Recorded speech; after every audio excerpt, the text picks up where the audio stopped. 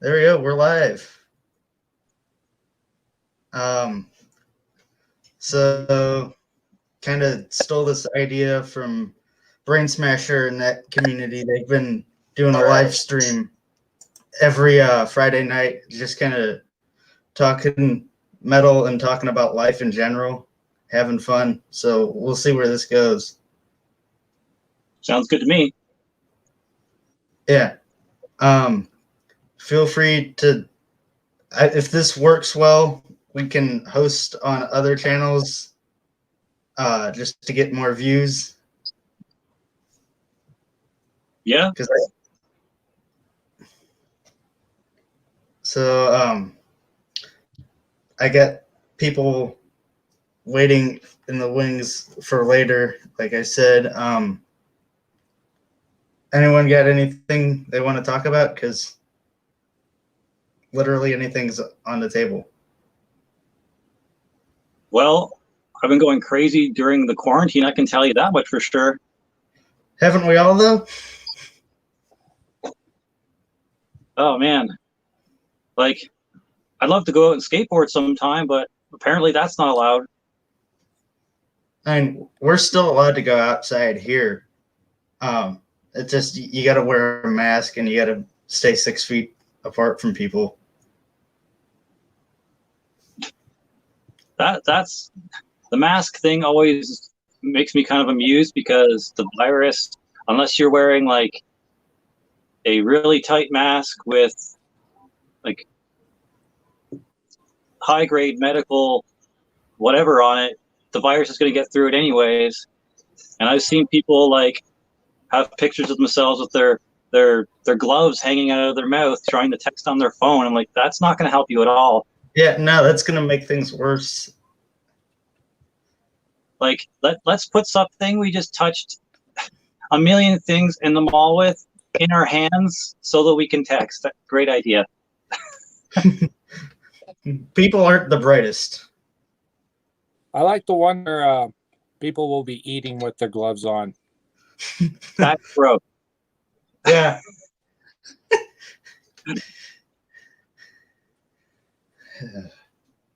So that is another cool thing about this platform is this feature where we can highlight comments and have them show up on the stream, just so we know what question we're answering if and when anyone asks us anything.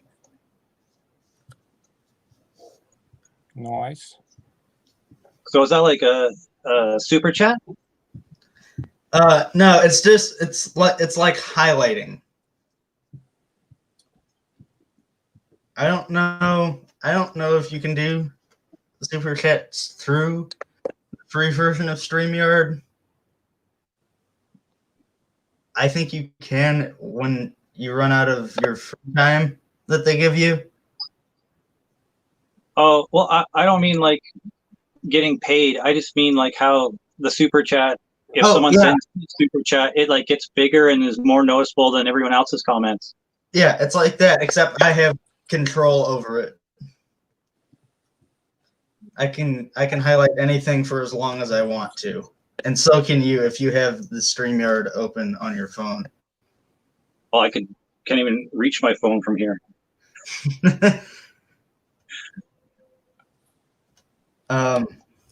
So apparently we have 4 people watching, so that's great. Nice. Nice. Oh. Well, better than talking to ourselves. Yeah. Hopefully that goes up as we continue here.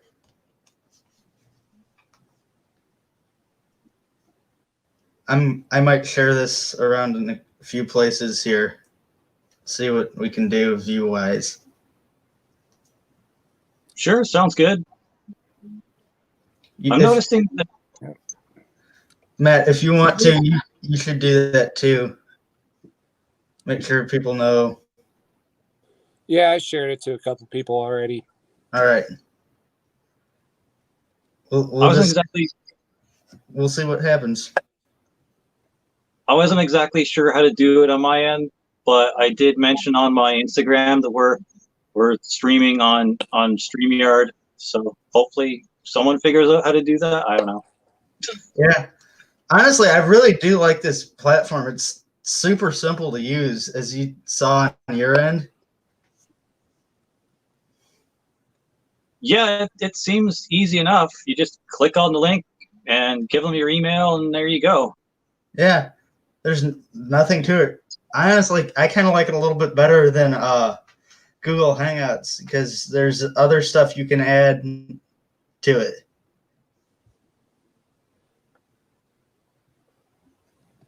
Yeah, as a host for Google Hangouts, there really wasn't too much you could really mess around with. I mean, they give you like this administrator program thing where you could adjust volume or mute people if you needed, but there wasn't really a whole lot of options.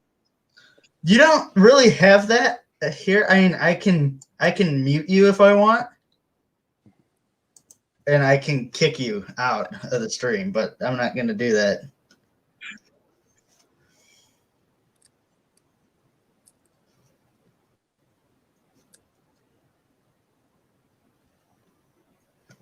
So, oh, that's a bummer, man.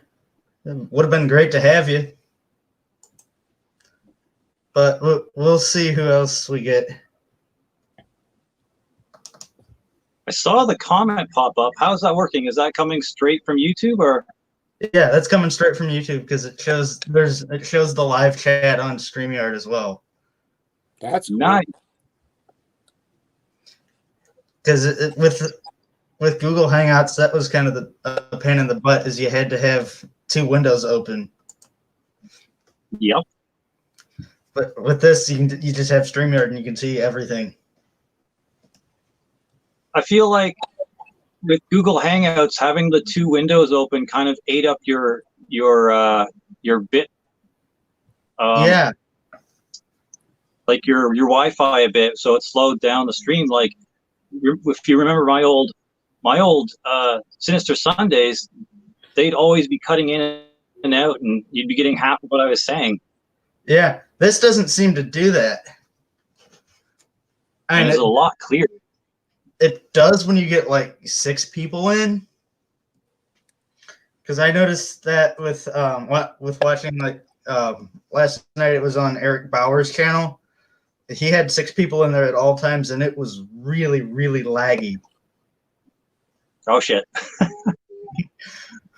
But it's a lot better than Google in regards to that.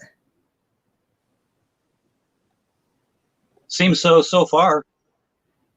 Yeah. And honestly, I do greatly prefer this to Google Hangouts.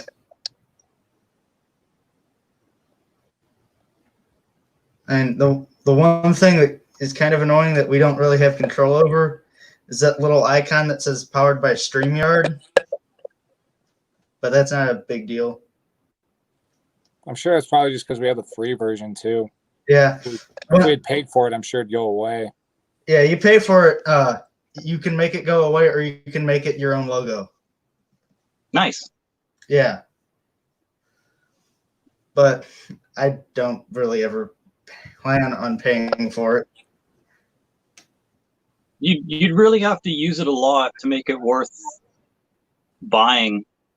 Yeah, and like so, again, what Marty and those guys are doing when they run out of free time on everyone's account, they're setting up a Patreon to get other people who want to see their content on it pay,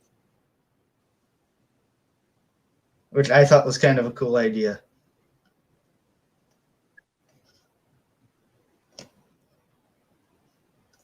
Well, at least there's options. I don't think we'd ever have to do that because, one, our channels aren't as big as, say, Marty Worm or Brain Smasher, and we don't have quite the following that they do. No, it seems their fans are a little bit more niche and hardcore. Yeah. But I mean, that's not a bad thing. I enjoy their content. They do Oh, yeah. what I do way better than I could ever do it.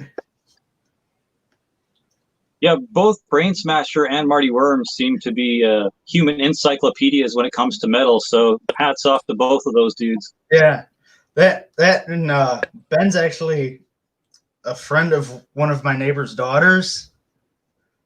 So Giggity. I've met him once. He's a really nice guy in person, Nice. even though he doesn't come off that way all the time in his videos. He's really super nice. Gotta maintain that hardcore macho bravado. Yeah. Do you see his most recent video where he's reacting to Punk?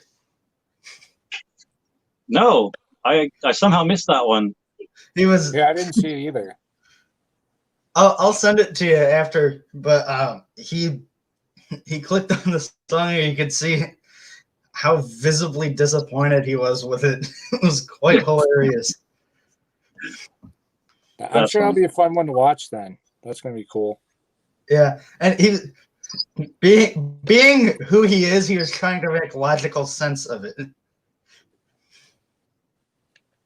It just wasn't working. Well, it's punk. Trying to make logical sense of punk is kind of moot unless you're upset with the man or young and rebellious or you know, full of anger, teen angst.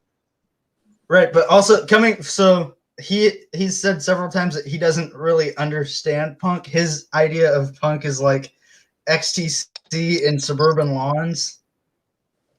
So when he heard like old hardcore punk that had horrible production, he was just like, whoa, what is this?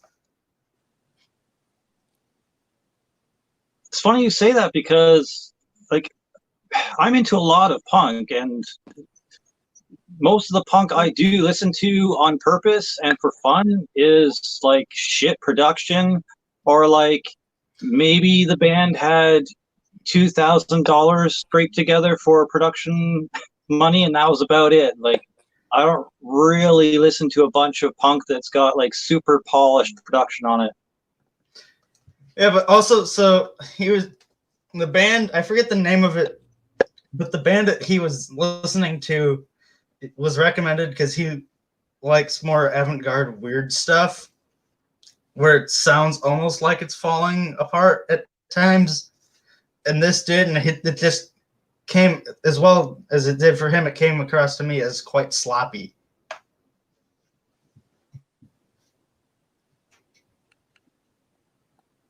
Okay, so it's less production wise and more the band just wasn't tight. Yeah. And I sent you the video. If you watch it, you'll see exactly what I'm talking about. It's pretty good, but it's just not there really. Well, I'm definitely intrigued. I will be watching the shit out of that once I'm done this. Yeah, me too. He is definitely one of my favorite personalities on YouTube.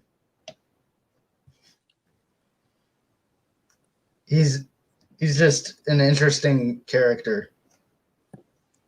Yeah, I dig him too. Like a lot of people, I feel like I kind of include myself in this because I don't think I'm interesting in the slightest. But there's some people that there's some people you watch and you just get bored of watching them because they don't have any sort of a personality.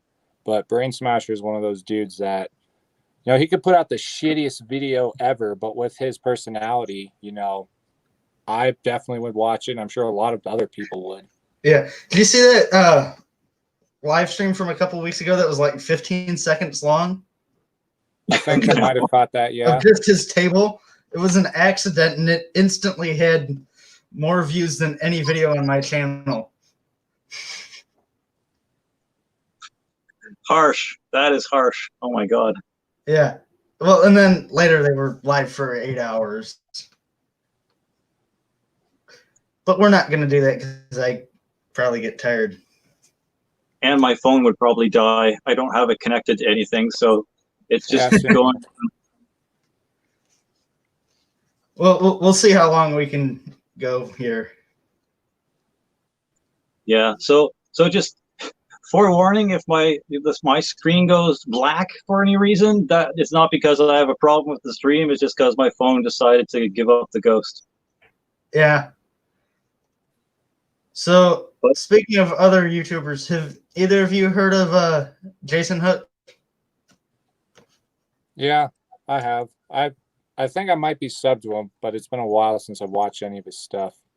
He does, so Jesse, if you're unfamiliar, he does more like 80s hardcore style stuff and punk and pop punk. And he really knows his stuff. what was the name? Jason Hook? Get Into It with Jason Hook is his channel name. Oh yeah, I'm subscribed to him. Cool guy. Yeah, he is. He's kind of like the brain smasher of punk rock. And we all need that. Yeah. Actually, speaking of Brain Smasher again for a second, I know some people might find his personality off-putting or whatever, but honestly, if you think about it, there are so many like fake, upbeat, oh my god, today was so awesome, guys, type of channels out there that when you get to Brain Smasher's channel, you instantly know that he's done with your shit and that he's just here to present music. So it's great. And he talks about really, really good stuff. I find that my taste kind of goes along with what he talks about a lot of the time. Cool. Did you see Jax's comment? Yeah, I did. My hair apparently matches some duck. I don't see a duck. Yeah, it's the duck in the corner that says powered by StreamYard. It your hair matches the duck. As soon as I saw that, I started laughing. I don't see that. Is it up in the left corner? It's up right where you are. So right over. Yeah. For me, it's on the top right. Over here. Yeah. Oh, okay. I see it now. That is really small from way back here. Okay, I see it now. That's fine. I didn't plan that. It does though. That's funny. Yeah.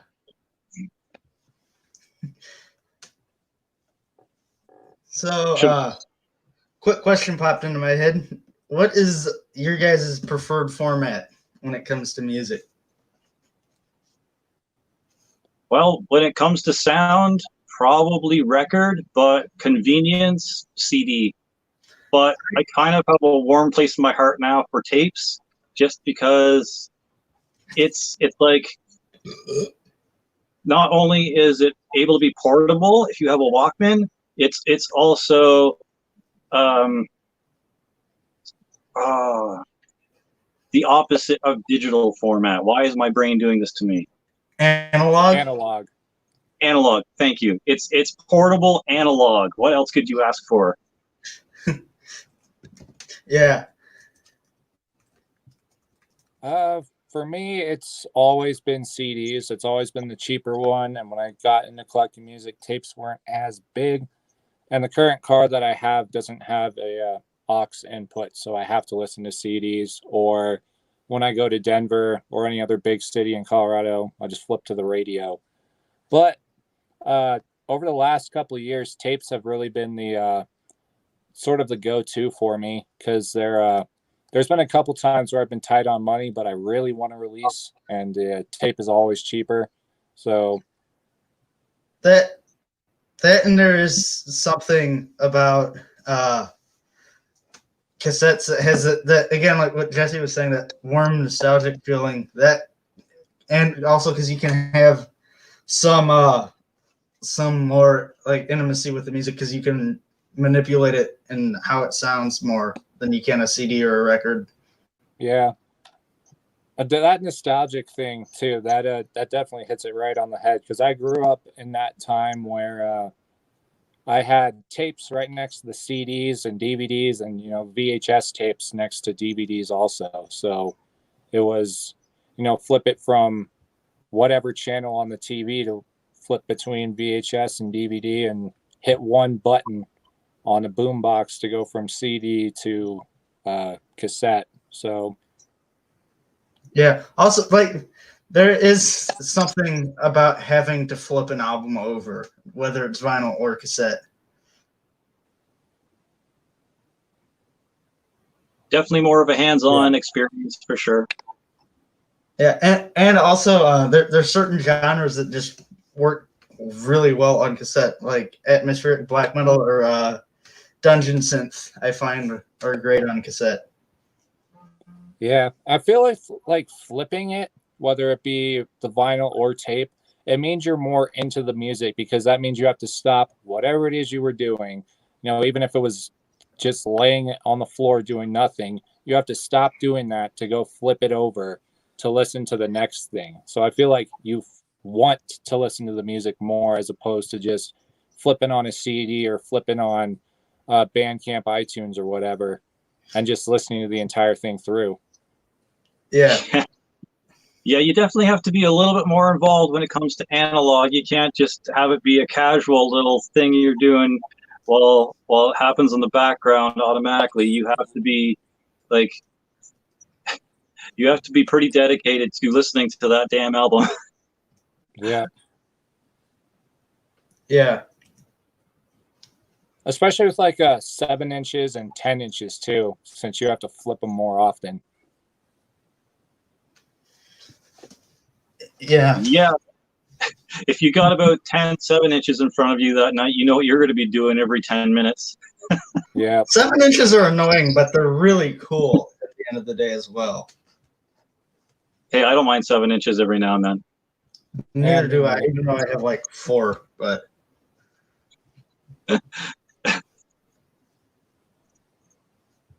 bump. So what have we been listening to mostly lately? Ulcerat. A lot of old country, like Merle Haggard and that kind of stuff, as well as a lot of really weird, obscure black metal stuff. I've been buying a lot of shit from Head Split Records recently, and to me, they don't ever put out anything bad. So, a assorted mix of stuff from grindcore to death metal, some black metal. I know Head Split isn't massive on the black metal front, but it's just a variety of things. I've been listening to a lot of podcasts lately, specifically the High Defamation podcast. Oh, that's a good one. And Radical Research. I haven't heard of that one. That one's it's kind of like High Defamation, only they break albums down instead of just songs. Nice. I'll have to give that a listen at some point. Yeah.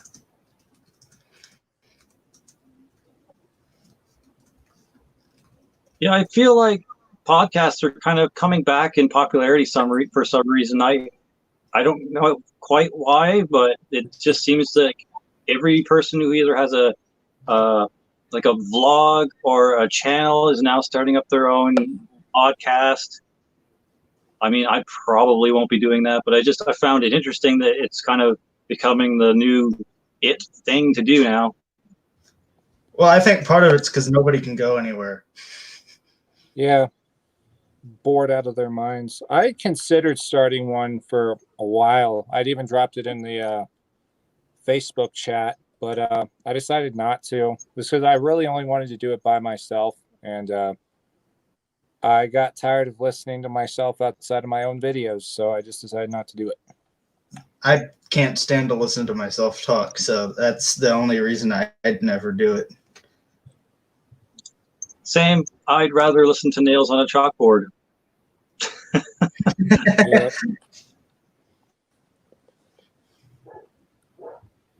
What I did do, I don't know when it'll be released, or if I do, I'll even make it public to people I know. I started doing some random shit. I downloaded a OBS, and I got a DSLR camera primarily for picture taking, but I started recording myself watching all sorts of dumb shit, primarily as a way to get familiar with like Premiere Pro, because I am learning to do like cinematic stuff on there because that's something I've always wanted to do, and then photos.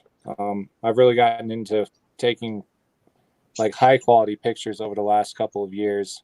So yeah, and because I'm doing all this editing and shit with like these videos I'm doing of myself, I may end up just putting them on YouTube if I think they're good enough. It wouldn't be on my current channel or anything like that, but something I did more recently because I was bored was diving more into Premiere Pro and all that shit. I'm not familiar with it, to be perfectly honest. I'm not really either, but it's fun. It's a fun learning. It's a good learning curve. You know, it's like photo editing, basically, except with videos. You know, it's cool to see what you can do when you have different things you can do it with. Yeah. Sorry, I'm just messaging a bunch of people, sending them the link to join. No, you're good, man. But yeah, speaking of editing programs, the one I use the most for my videos is a free program. I mean, they obviously want you to upgrade and get like the super ultra mega edition for like $29.99 a month, but fuck that. So what I do is I'll just go to Hit Film Express and just kind of refresh that every month because they allow you to do that just for the basic program one. And I think all they really want you to do when you do the free one is share that you've downloaded it on one of your social medias. So you just be like, okay, sure, and then it'll upload to like Twitter or Instagram or Facebook or whatever, and then you get it free for the month until the next version comes out. So I do that for my videos. So Hit Film Express, if anyone's interested and needs a video editing program.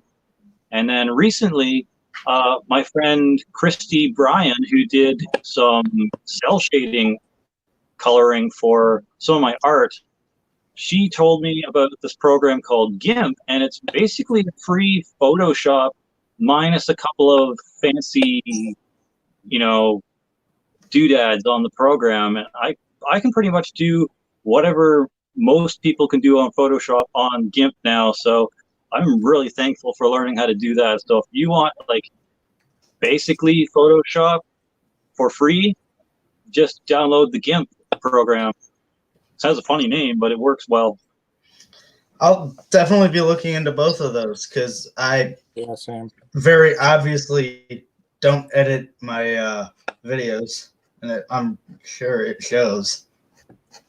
I don't either. Well, like with this YouTube channel, I barely do any editing. The most recent video I did, just because it was so long, that was the most amount of editing I did. And I was like, I would record like, I think I recorded it in 3 parts. I did like 15 minutes and then like 10 and then another 10.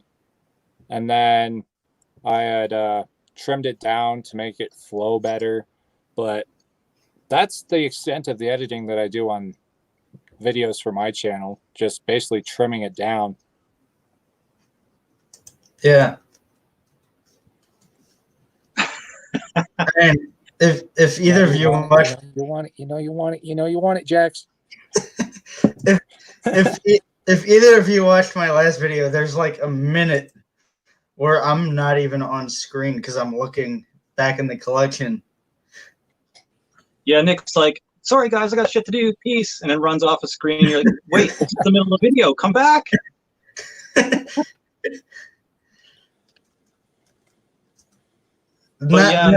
Not the smartest thing I've ever done. The good thing about video editing programs, if you're not like super duper like versed with using them, they allow you to do just quick little edits of things where it would otherwise slow down the video, or where you repeated something previously in the video that you don't need to say again. It really bumps up the flow and energy of the videos if you do those kind of little edits. Or if you're someone who does a lot of and sentence filler, it allows you to cut out a lot of sentence filler and allows you to seem like you know what you're talking about a little bit better. So I like that part. Yeah. It also, I bet it would allow you to create like an intro and splice that in somehow. Because I've wanted to do that. I just have no way of doing it because iMovie sucks. Yeah, no, I definitely recommend Hit Film Express then, because that's how I made my shitty little intro with the that 4-second clip from Drakir and the United Rebel Alliance logo, and boom, there you go. Just a quick little intro to make it look that much more fancy.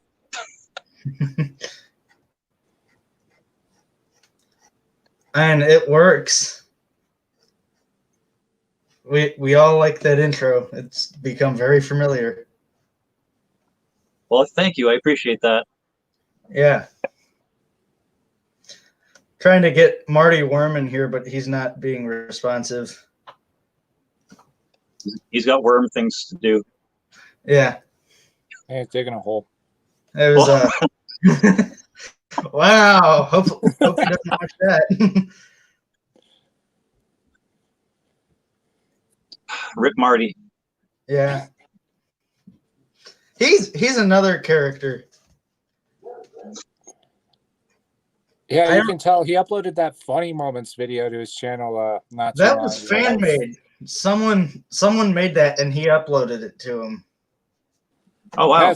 It's still cool either way, but yeah. What is it? Scoliosis Anonymous?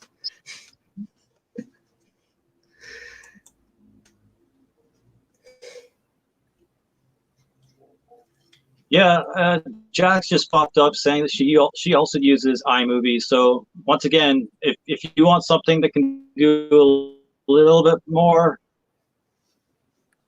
or Hit Film Express. Yeah, I'll definitely be looking into that. Yeah, I'll give them a look too. But since I'm already paying for Premiere Pro, if I wanted to do anything like super out of the ordinary, I just use that. And I probably won't because I don't have the time or patience really to edit anything. So, dude, Premiere is a bitch. Like when I started using iMovie, I thought that was a pain, even though now it's not really. But yeah, I can imagine.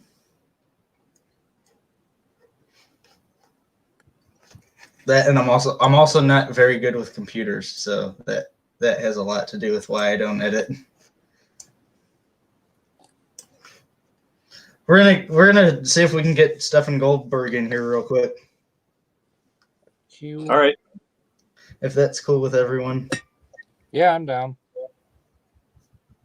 Yeah, I told him that we were trying to do a stream on Yard Stream tonight, so it's cool. That's probably how he found out about it. Probably. I'm going to email him the link real quick.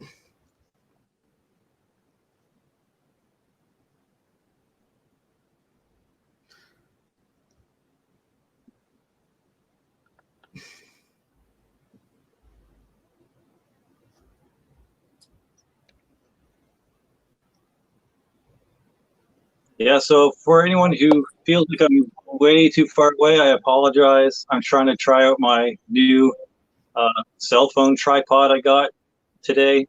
I ordered the damn thing April 1st, and it finally got to me from Amazon, even though I think Amazon has a factory in Scarborough, so like a 20-minute drive from me. Don't know why it took 27 days, but okay.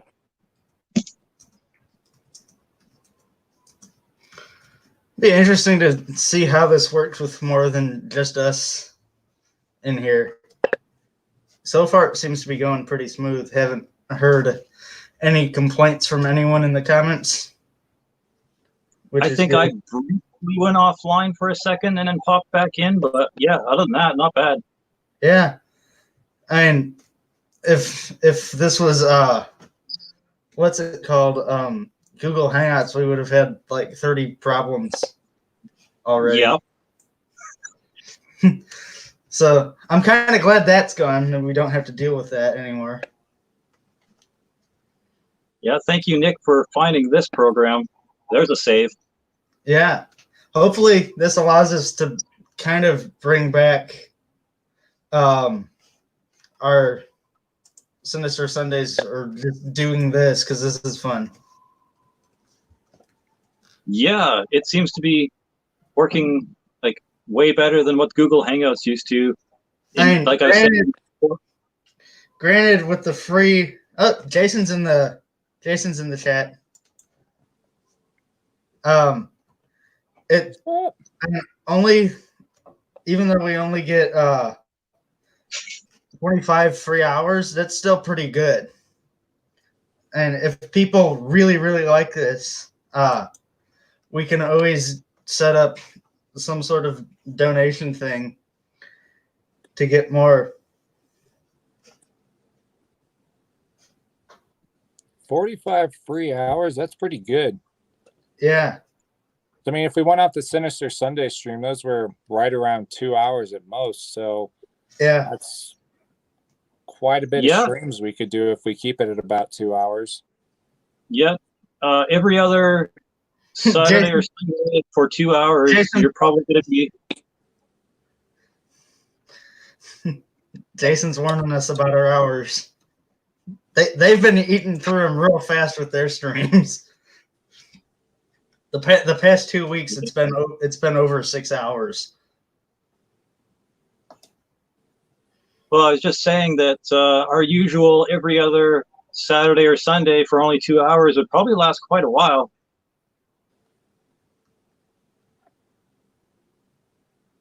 Yeah. Oh yeah, definitely would.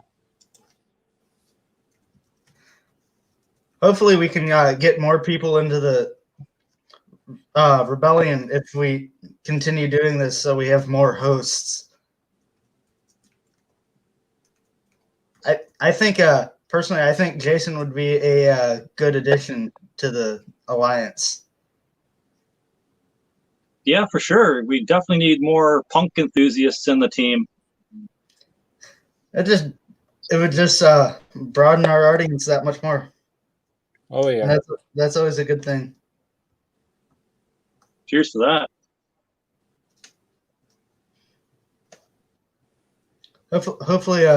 Hopefully Stefan is able to jump in here. He normally takes a few minutes to get ready. Well, I was getting ready over an hour before, just because I knew it would take me so long.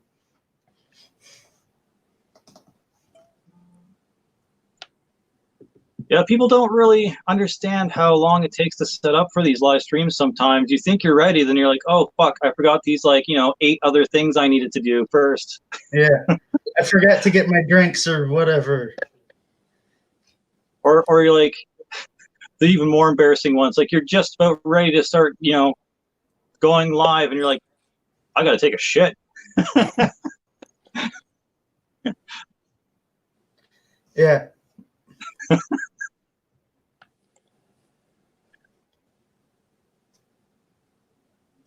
I'm not going to say that's happened multiple times on my end, but it may have happened.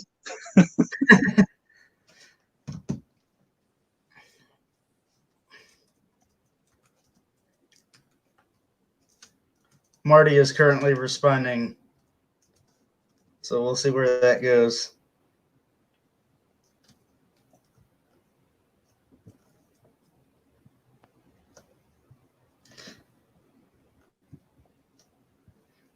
So have you guys ordered anything online within the last month or so? I literally just ordered a copy of Latvian Rifleman by Skyforger. I've ordered quite a few things. I'm fortunate enough to still have a job, unlike a lot of people, unfortunately, at this time.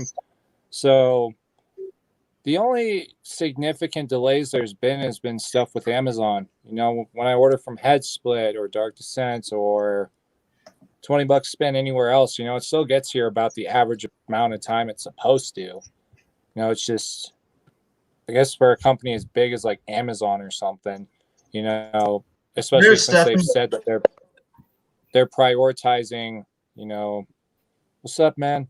You know, they've said that they're prioritizing essential stuff over other things. You know, obviously that's going to take longer for regular stuff to come, you know, especially since I wasn't ordering like hand sanitizer, paper towels, or shit off of it. right. Yeah. Everything else, like I said, any record label orders, anything I've ordered off of eBay, you know, it still gets here about the average time it's supposed to. Yep. I don't order much because money's a thing, but we haven't had problems getting stuff in the mail as a family. Oh, are you saying that they don't let you pay in pocket lint? No, I just they don't understand the whole collector part of things, so I don't get to buy as much as I'd like to.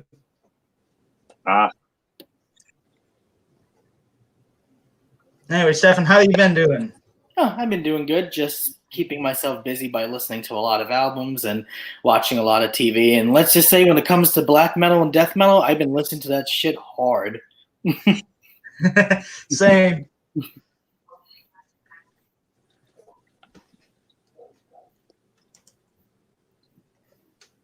I've been going through the record collection the past couple of weeks, pulling out stuff I haven't spun in a few weeks. Like which bands, actually? Let me grab what I've been. Grab this.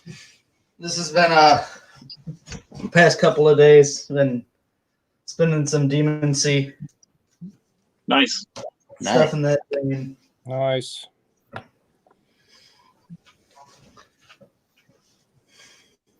think Marty's in the chat. But see, currently we got 7 people watching. Hey, we went up 3. Yeah, and it's better than no one. Oh yeah, of course. That's for sure. I remember when we do this Sinister Sundays, there'd always be like 2 or 3 people watching. So this is doing significantly better. Well, 2 or 3 at the start, but then we would get anywhere from 19 to 30. Hopefully we get that many going here, but we'll see.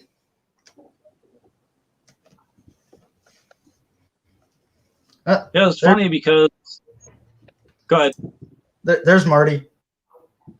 Hi, Marty. Glad to have you here. What's up, Marty? Been digging the streams you guys been doing. Oh, they're hilarious. Oh yeah. Did you see that bit last night right at the beginning where they were talking about Japanese fart porn? What? Wow. Yeah, I did see that one. That was fucking hilarious. That's gross. Just don't go deeper into that, please. Just don't.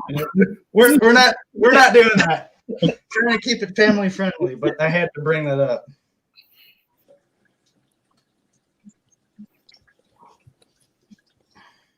Yeah, their When you streams are always fucking hilarious. I always dig them. When you've been in I always look isolation. forward. Huh? Go ahead.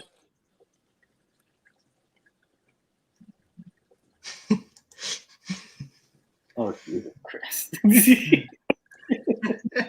No. What the hell Enough did of I that. just read? What kind of rabbit hole do you jump into?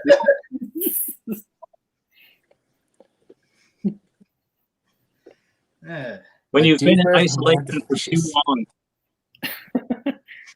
Oh boy.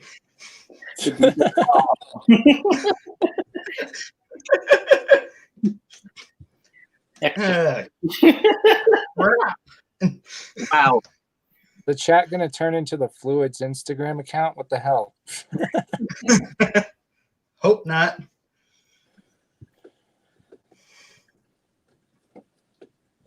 And that one song on that last album, on their album, Shot, I can't listen to the intro. From Fluids? Yeah. Oh, is it the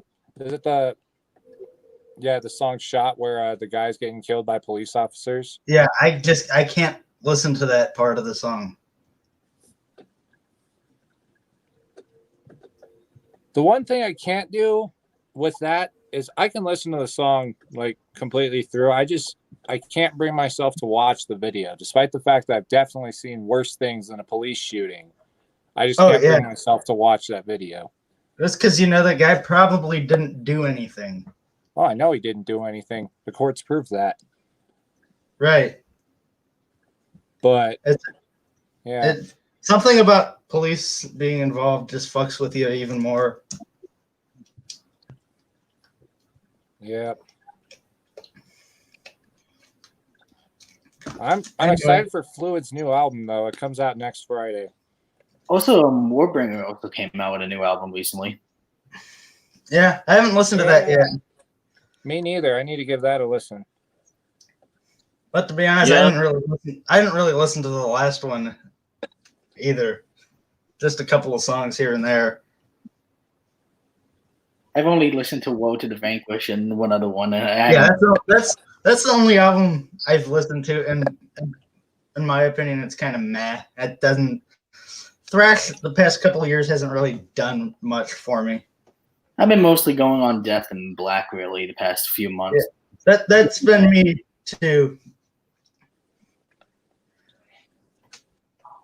So I guess no one's been listening to any horror punk. Nah. No, not really. Nah, I can't say I have. Funny fact about horror punk, though, is that at least 50% of the bands in that genre are related to the Misfits one way or another. Like Doyle has at least 4 or 5 different projects that are horror punk. The vocalist from Doyle's solo project is in at least 2 or 3 of them. Like, it's crazy. My friends actually opened for Doyle when he was in St. Louis a couple years ago. That's dope. Yeah. Nice. Unfortunately, I didn't get to go to that because it was a Monday night. But yeah, Savor the Flavor, the band that I drum for, they opened for the Misfits, I think once or twice, but not while I was drumming, but in the past they had, so. That's pretty cool. Yeah. You might not have been there, but at least you can say you're in a band that opened for them. Right. Yeah.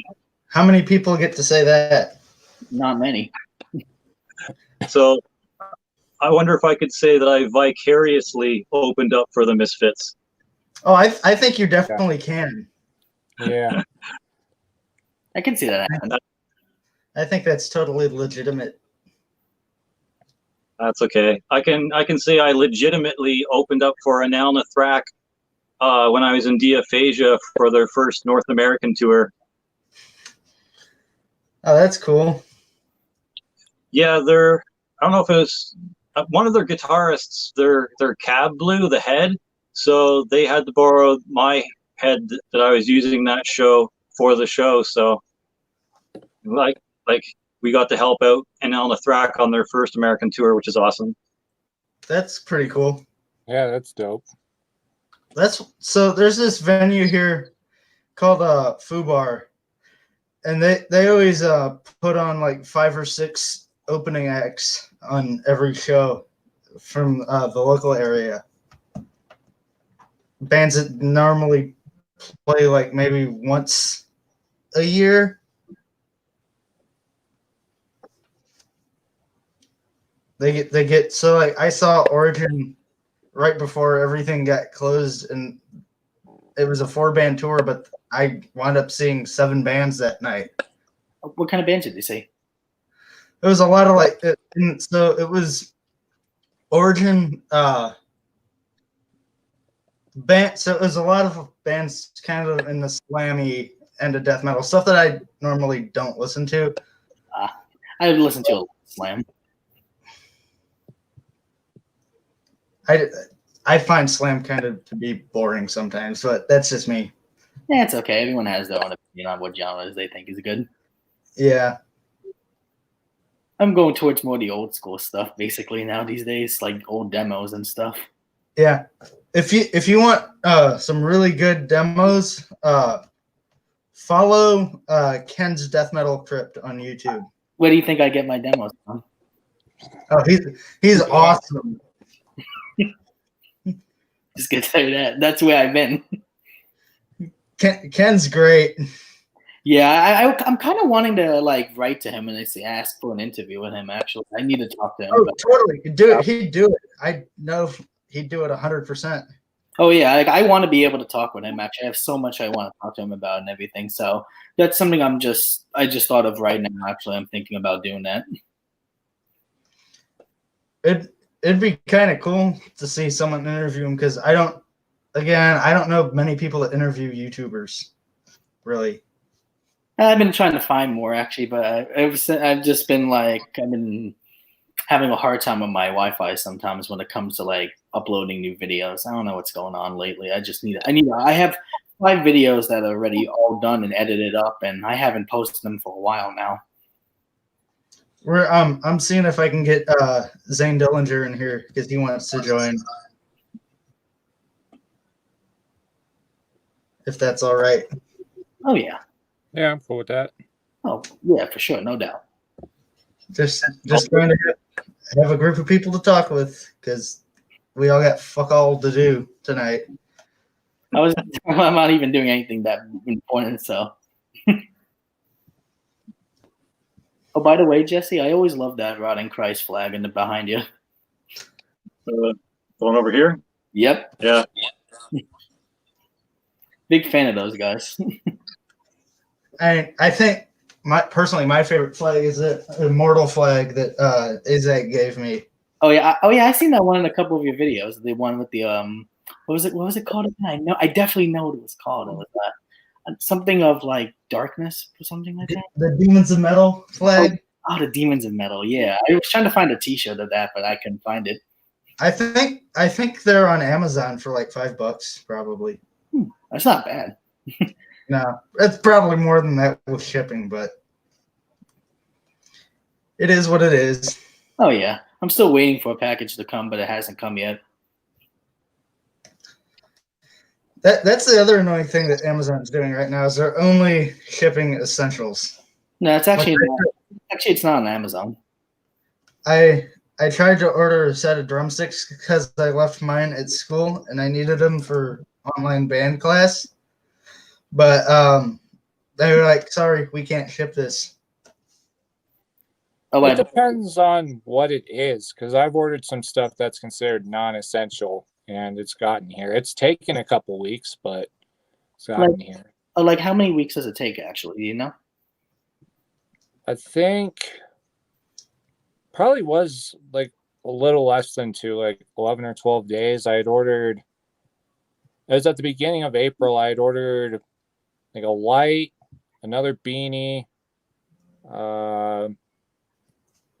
eyeliner pencil, something else, but it ended up just it took a little less than 2 weeks, but that was on 2 of them.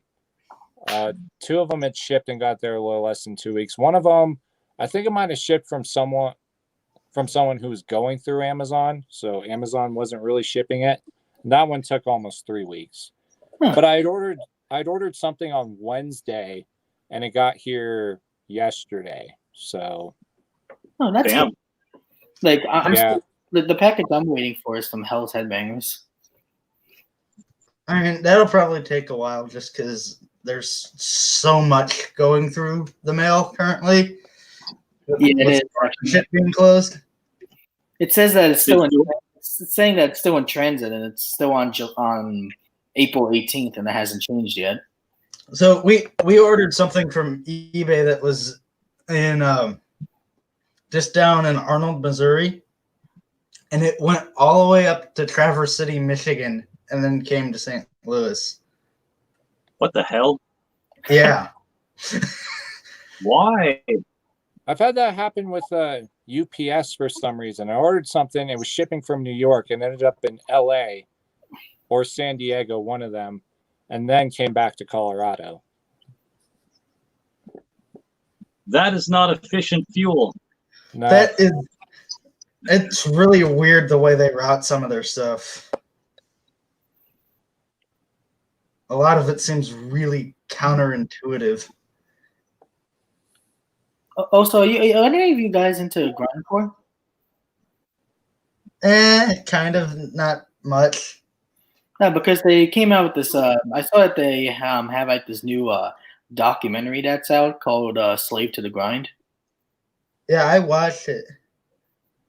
It's not been out forever though.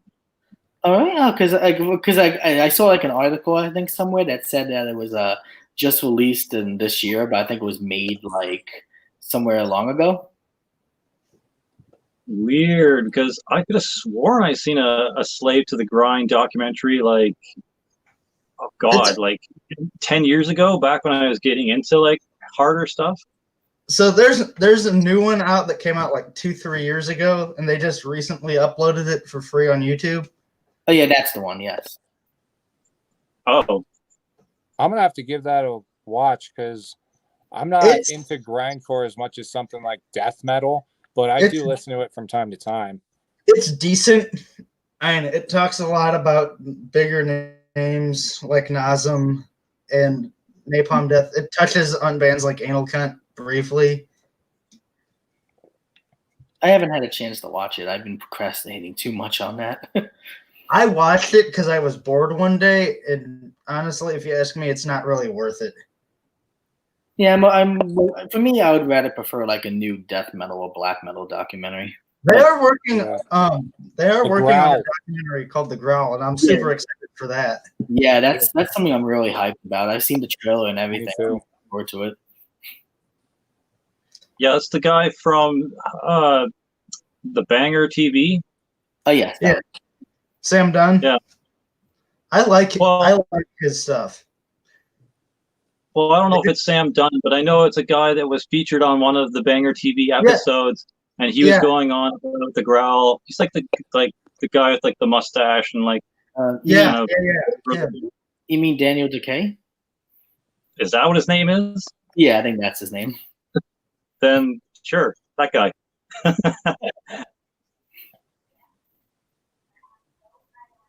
But yeah, looking forward to seeing that. Should be interesting. Oh yeah. I also thought there's like a thrash documentary in the works that I had seen something about. I think it was like Murder in the Front Row or something. Yeah, there is. They've been showing that in movie theaters last year, and I don't know when it's coming to like a DVD or somewhere digitally, but I'd love to see that. That would be super cool. Same. Yes, I would. I'm looking forward to that one. Yeah, because they're getting guys from Metallica, Anthrax, Slayer, Megadeth. You know, I think even Stormtroopers of Death. Even Oh, that's awesome. Yeah, they're getting a bunch of like the early people the guys who are in the early thrash bands on that documentary. So I'm excited for it. Yeah. Oh yeah. Now sign me up for it. Oh, I'm looking forward to that. Yeah. The thing is, the one thing I think needs to happen that hasn't yet is I think we need a more modern black metal documentary, something that's not Until the Light Takes Us or Once Upon a Time in Norway. Because we've all seen those 30 times. Oh, sorry. Did you ever see Blackhearts? No, I haven't. Oh, that's such a good black metal documentary. You got to watch that. All right. Send me a link to it because I'll forget about it. Oh, I will. Is it on YouTube? Actually, no. Actually, I try to look for it on YouTube.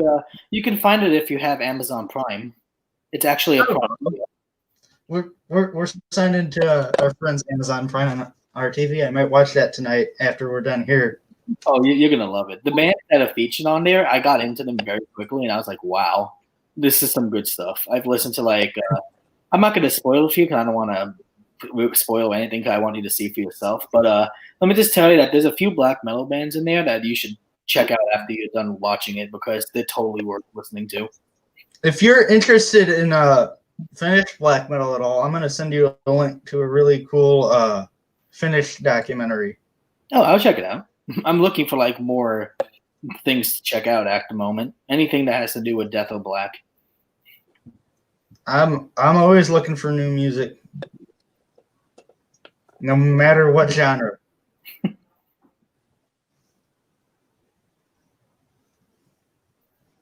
You guys heard of Ulcerot? Speaking of new music, huh?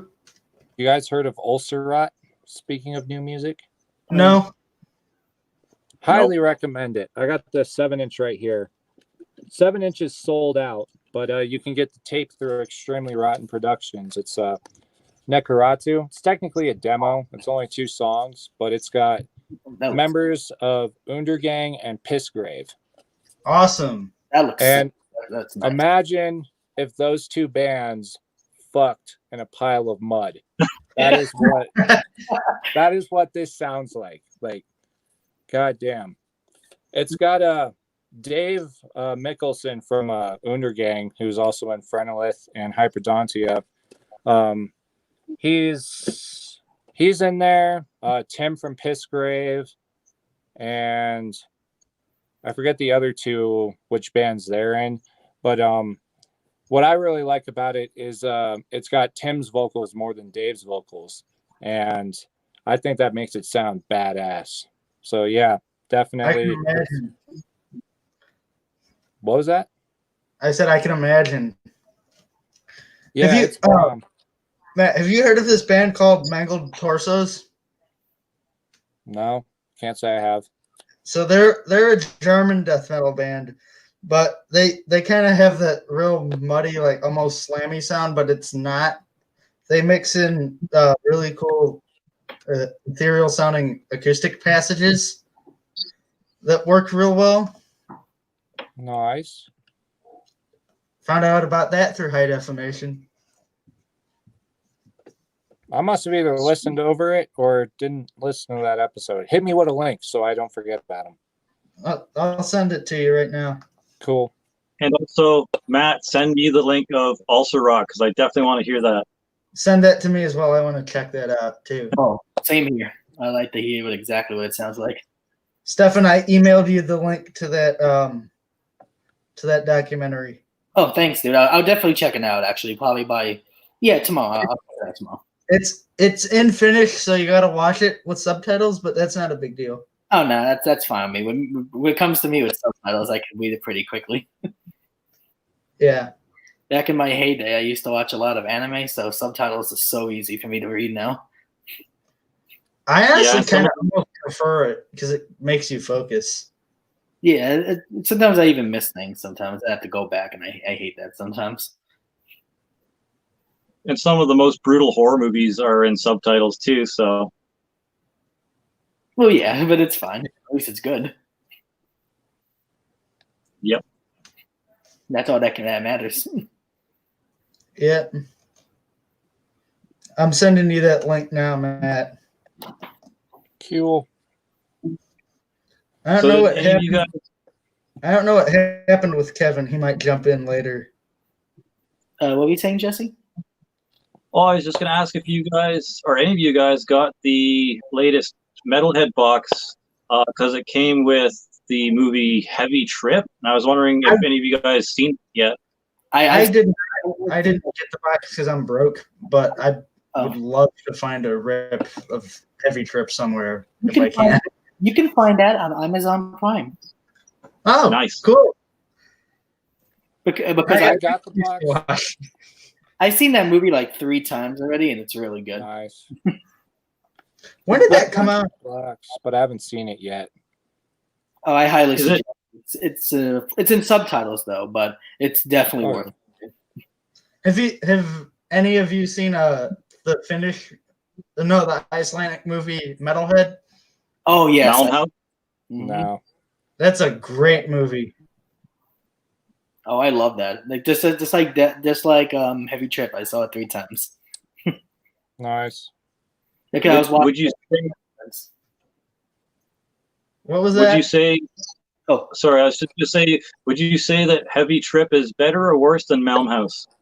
I don't want to compare both of them because one's different story and not a comedy, and one is a comedy. So I wouldn't want to like compare them. But for me, in my own personal opinion, I think I enjoyed Heavy Trip more because it was like one of those really nice, relaxing movies that I can like laugh and I'm like I get the jokes because It's not depressing.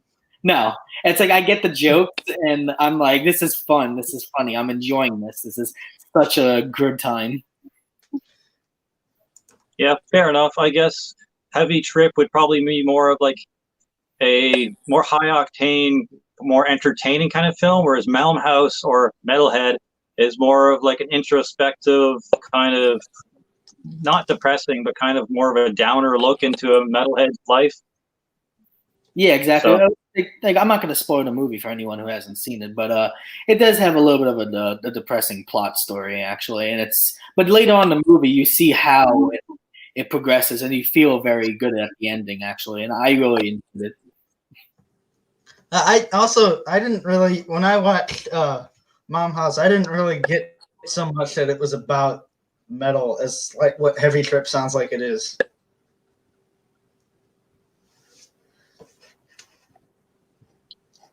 I thought it was more about like how music can help you through a tough situation. Music's definitely been there for me when I had a lot of tough times. It's been there for me too.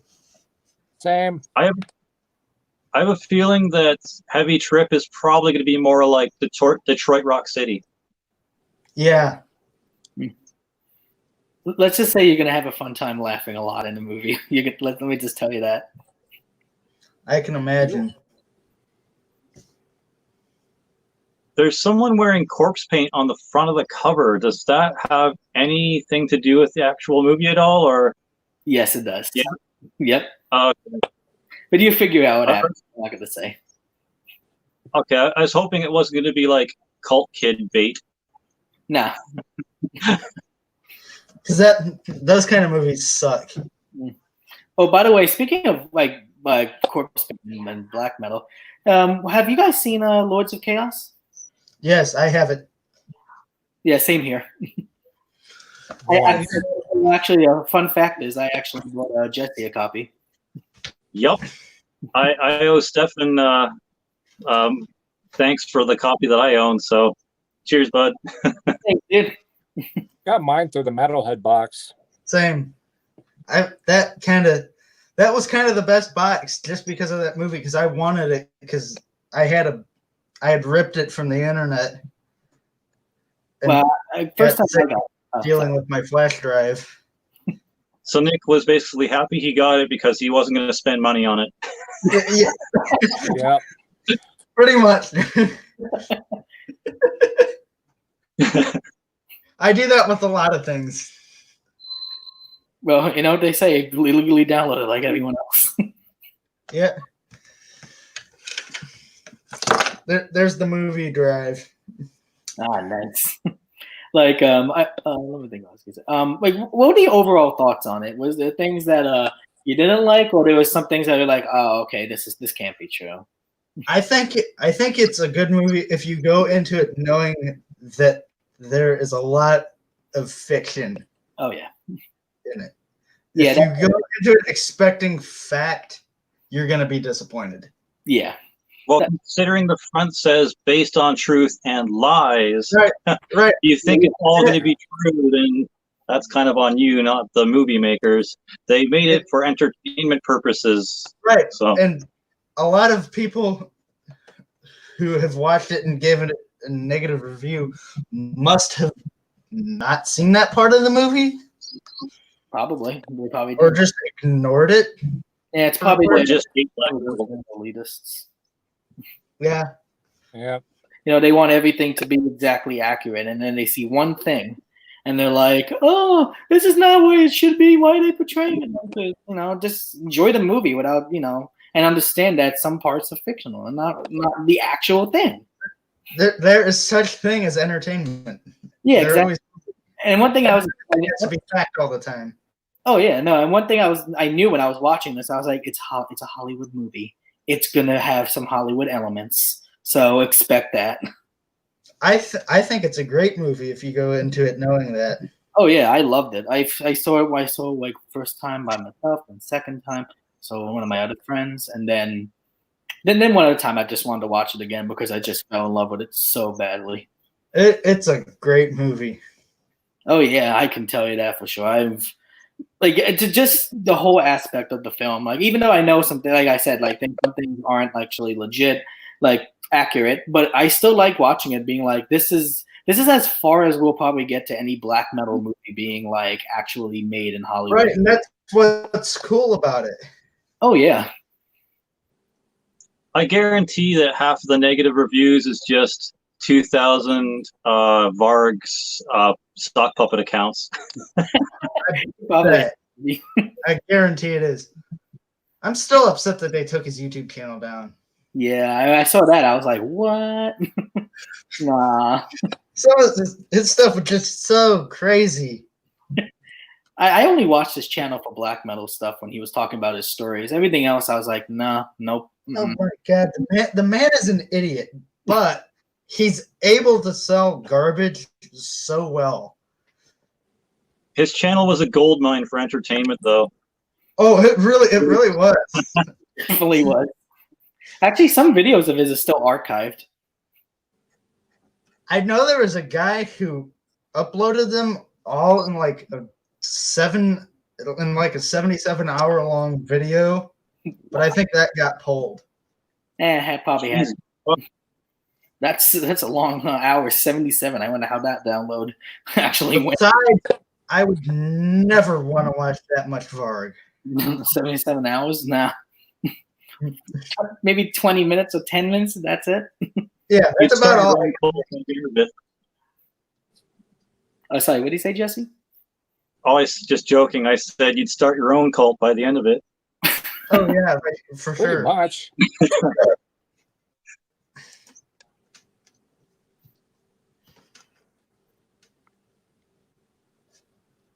So, random question: has anyone here broke down and actually got Disney Plus yet? We got it for Christmas. Nah, my PlayStation actually has Disney on it. I saw it actually on the TV and everything options. Yeah, we have it, but we didn't get it because quarantine. We got it because we wanted to watch stuff like The Simpsons. I got it, but that was because I got a phone upgrade, and I'm with Verizon, and any upgrade or new phone that you get with Verizon, you get a free year of Disney Plus. Oh yeah, that's yeah, that's it's kind of cool because it definitely was cool because I'm a huge Star Wars nerd, and the fact that I was able to watch The Mandalorian and also the final season of Star Wars: The Clone Wars. I'm very happy that I get to see them. Nice. I'm just glad that they have the National Geographic thing there, so I can watch Yeah. Zero. Oh yeah, that stuff. Yeah, I love watching the National Geographic stuff, and also the old Mickey Mouse shorts from like the 30s to the 60s. It's amazing all the stuff that they have on there. Yeah, it is. Come on, Nick. You know you got National Geographic, so you could see all the nude African tribes women. No. Yeah, you know. I was taking a drink. Fuck you. You know, turn down the lights and have a little candles everywhere. Just get that low energy.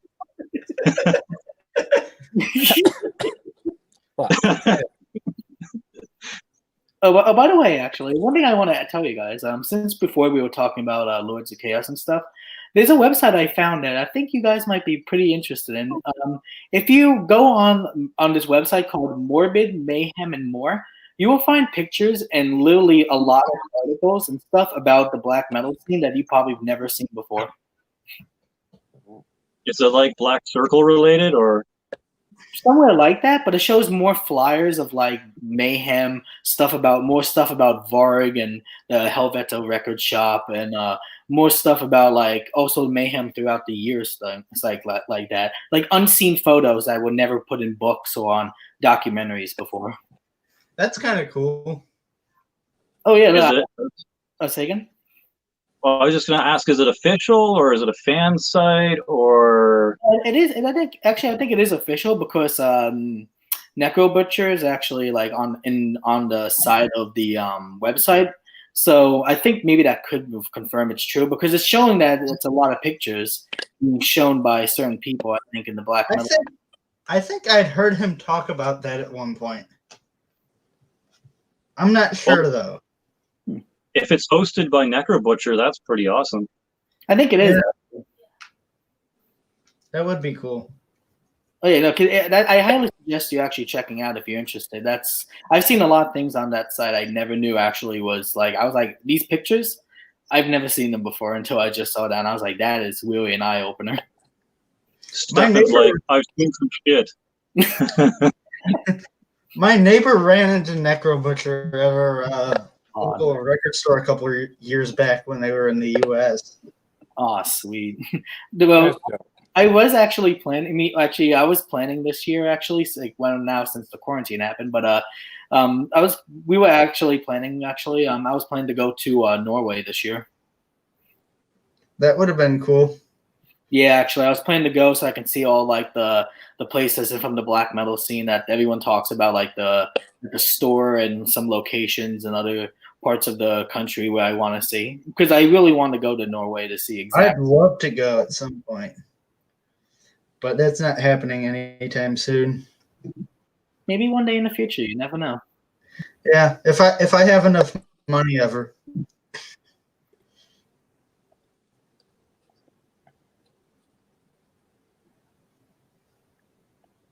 And the room goes silent.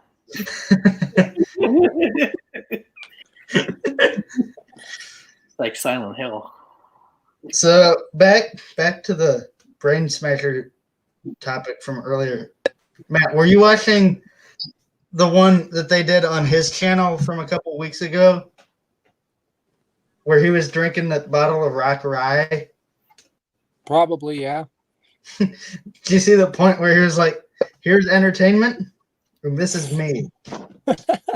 Yeah. I'm telling you, drunk Brain Smasher is so much better than sober Brain Smasher. Yep. So is Drunk Marty. Drunk Marty's pretty great too. It's like adding more character depth to already great personalities. Yeah. I think it's funny that Marty just complains about drinking White Claw constantly. Yeah, he fucking drinks White Claw constantly. Yeah. Man needs to add some more flavor into his life. Yeah, he does. Hopefully he's not hearing this. Isn't White Claw just like a flavored seltzer? Yeah, it is. Yeah, it's a flavored alcoholic seltzer. It's like 5% alcohol. I tried one of it once. I don't know. I just didn't do anything for me. This is my shit here. Oh, Jack Daniels, hell yeah.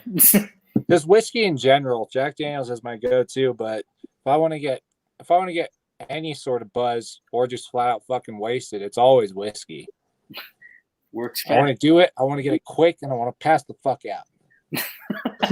And it's the American way to do it. Yeah.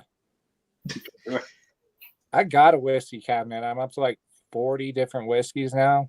It's looking nice. What's your favorite one that's not Jack Daniels? You really think I'm going to answer that with something not Jack Daniels? I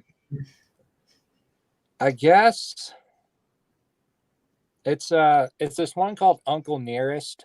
I'm not going to go deep in depth on the story unless you want me to, but allegedly, I say allegedly, I wouldn't be surprised if it actually is true, but because I have no proof that it's true, I say allegedly.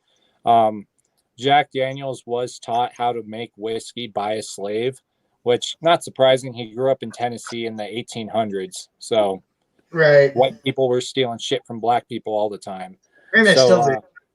Yeah, they do. But so apparently the slave that taught Jack Daniel how to make whiskey was called Nearest, and I guess his descendants released a whiskey called Uncle Nearest, which is made pretty much exactly like Jack Daniel's is, but with a I think the percentage of grains in it is different. I forget the exact number, so I'm not going to try to say it, but that one's my favorite. It's so smooth. Is it one of those that's like dangerously smooth where you could like drink it all day? Yeah. It also depends on how high your tolerance is, because it's 100 proof. So Jesus Christ. yeah, if you have a low tolerance, that's gonna fuck you up quick. But my favorite whiskey in general, it is a Jack Daniel's one. It's called Number 27, and it's made how regular Jack Daniel's is, but then they end up also, once it's done in the sugar oak barrel, I think is what regular Jack Daniel's is in, they put it in a maple barrel after that for another few years. And it's only 80 proof, which is what regular Jack Daniel's is too. But like the flavor in it is so goddamn good. It's also super expensive. It was $110 a bottle. So I don't drink it much, but yeah. I can imagine that would be good though. Yeah, it is. It's worth the money, but it's also only worth a shot every couple of months. So yeah. Well, I mean, if it's $110 a bottle, yeah, that you got to make that last. Oh yeah. You got to. You know, if I went through that as quickly as I go through a regular bottle of Jack, that would be such a waste of money. Yeah. None of us have the kind of money, I'm assuming, where we can just spend 110 bottles. I got my tax return back. That's the biggest reason why I got it. I feel that works. Jim Beam's Devil's Cut. Devil's Cut, I like it, but it's just too sweet for my taste. Like, I don't mind sweet whiskey, but it's like certain flavors always throw me off. And that doesn't sound like two things that should go together though. Sweet and whiskey. Whiskey should be dry. Yeah. One thing that I'm an absolute whore for is apple whiskey though. That I haven't had a bad apple whiskey. There's some I definitely like more than others, but I've never had a bad apple whiskey. I need to try that out. That sounds good. I suggest Jim Beam apple. That one is my favorite.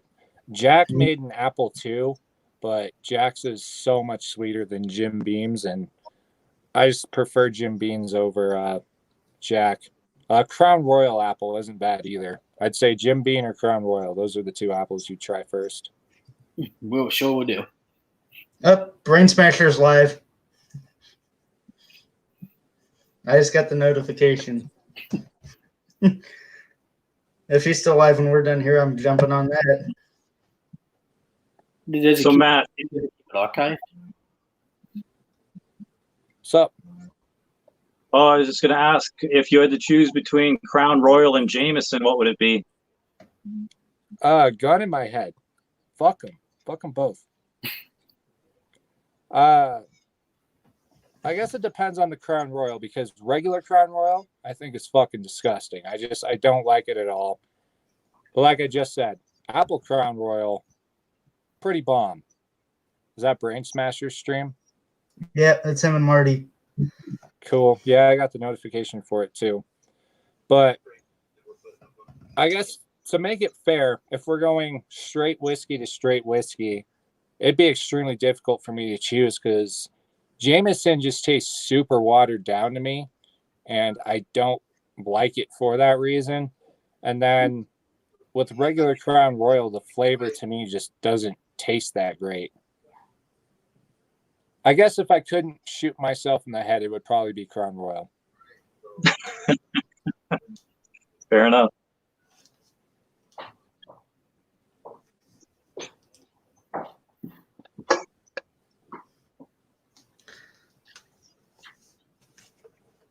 And silence.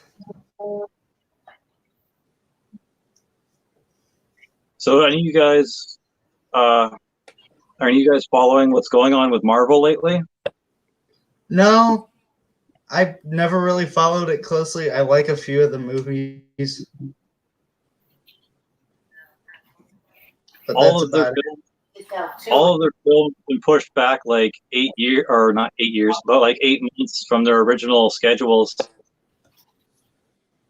Yeah, I seen that. I also seen that they'd announced the sequel name to Venom and then a release date for Spider-Man. Oh, that's cool. That's about Yeah. all I've seen, though. I don't pay a massive amount of attention to it. Yeah, I seen the title for the new Venom, and I don't dig it. I don't know why. Like, I can understand why they didn't go Maximum Venom or Maximum Carnage, because that's like a Venom, Carnage, and Spider-Man story, and it's probably something you'd save for the third one. But I don't like Let There Be Carnage. It just seems very cheesy. Yeah, that's not the best name. No. That's honestly pretty close to the worst, actually. They pick an 8-year-old to pick the title? What the fuck? I could have come up with a better title when I was 8. Hopefully, the third Spider-Man title is better than that. I won't be surprised if it's Home Sweet Home, though. I would. I highly think they probably would do that. Yeah. Especially with a title like Let There Be Carnage. Oh yeah. I'm trying to draw some of their watchers away and get them over here. You're trying to usurp the throne of Brain Smasher? Yeah, we'll see how it goes. Oh, I mean, people are flooding to it because Marty's son is behind him and making funny faces. So what do you think is worse, the Venom 2 title or Woody Harrelson's wig at the end of the first Venom? I can't even answer because I haven't seen the first one, so That's extremely close. ah, crap. We just lost a viewer. I think I know where they went. Oh. That's because you won't shut up about Brain Smasher's live feed. They're like, oh, he's live, better go there. I should Oh, shut Nick's up watching it on his own stream. Maybe we should go watch it. No, I only commented. I only watched it to tell people to come here.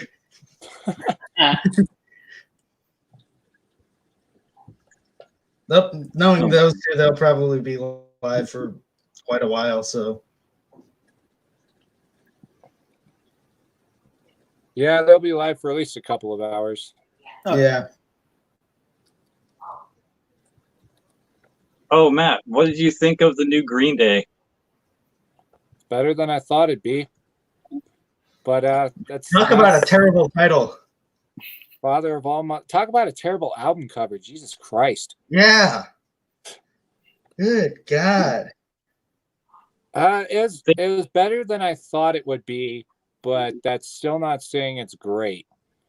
Like, I commented on your Facebook post like recently after it came out, like there's definitely some great songs on there, but when you compare it to everything else they've ever done, it's not anywhere near as good as what they've done before. I don't. So, but what band has honestly put out a new album that's as good as anything they've done in the past? Who does that often? I guess it depends on your opinion of it too. Because I mean, their previous record, Revolution Radio, obviously I don't think that's as great as like Dookie and American Idiot. But there's some other albums that I've held in very high regard previous to that record coming out that I think Revolution Radio is better than. But of course, that obviously took a little bit of time too. I didn't day of release or even a couple months after release be like, this is the fucking greatest Green Day thing that they've ever done.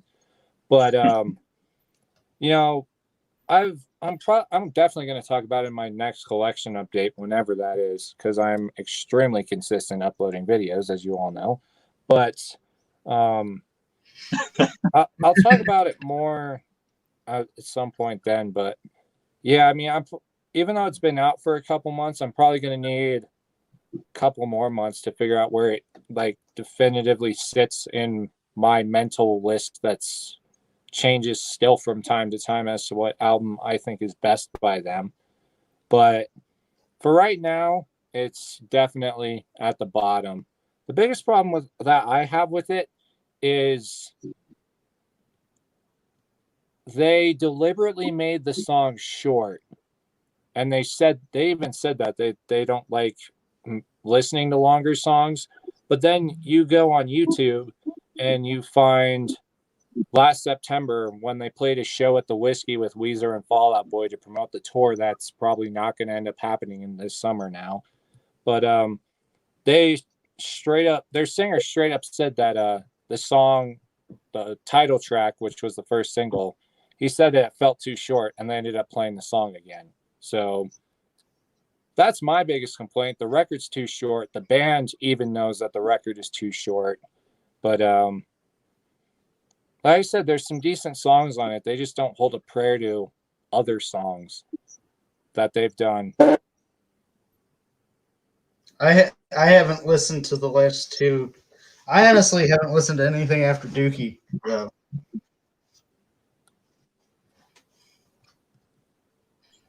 Well, it was weird because we got American Idiot, and then Uno Dos Tres, but then they came back with Revolution Radio, which is sort of like American Idiot Part 2. Or wait, wasn't there Viva something? I think there's something else in there somewhere. There was a 21st Century Breakdown, which came out before Uno Dos and Tres. That was the follow-up to American Idiot. Right, okay, that's what I mean. Okay, so American Idiot, and then 21st Century Breakdown was basically like Part 2. And then I feel like Revolution Radio was like the finale or Part 3 of that trilogy. And then all of a sudden this new one came out and I was like, what the fuck is this? Like, the title's hilarious, like The Father of All Motherfuckers. Like, okay, it's cheesy but also hilarious and very so much very much so a Green Day thing to do. But then the album was way too short. The album art was some kid just discovering Photoshop for the first time. And then some of the song titles were ridiculous too and just so lackluster. I was a teenager. Like, what kind of a fucking song title is that? I guess it means that they were your stereotypical teenager, is what I got from it. I guess. But then there's the song Yeah, Yeah. Like, come on. That's lazy. It's so lazy. All right, here's a good question. What is the worst album art in your collection? Father of all motherfuckers. Easy. That is so I got it. Goddamn easy. Oh God. This. Yeah. Oh. It's bad. It's so bad. That's so cheesy. Oh my God. What about that? Yeah. There's a lot of glare. I can't tell. Yeah. Yeah, it's a lot of. There, can you see it now? If you could take the booklet out of the jewel case, that'd probably be best. That's what I just did with this thing. Doesn't want to come out.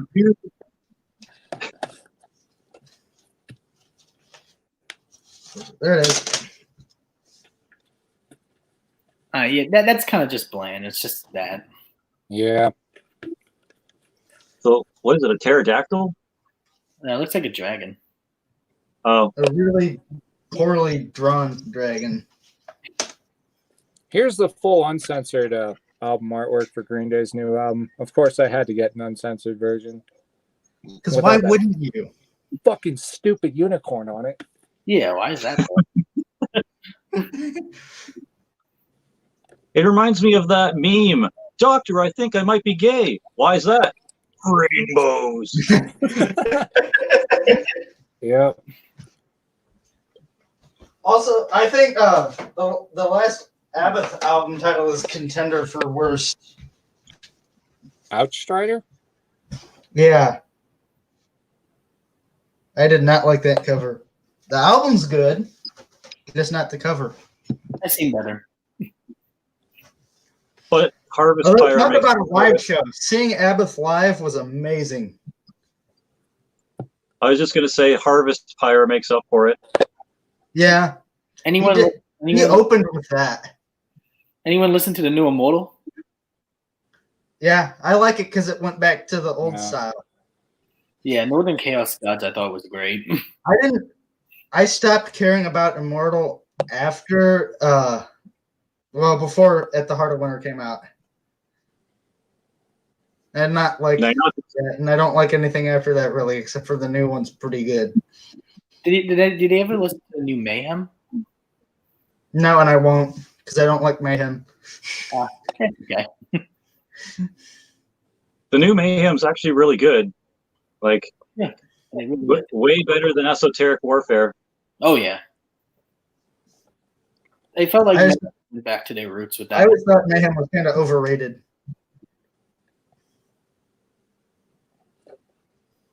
They are, but they're kind of like one of those classics that you're kind of almost obligated to at least have one album by. I just have Death Crush, and that's all I need. I don't need any more from them. I just have the live albums, like those really old ones, like Live in Leipzig and all that.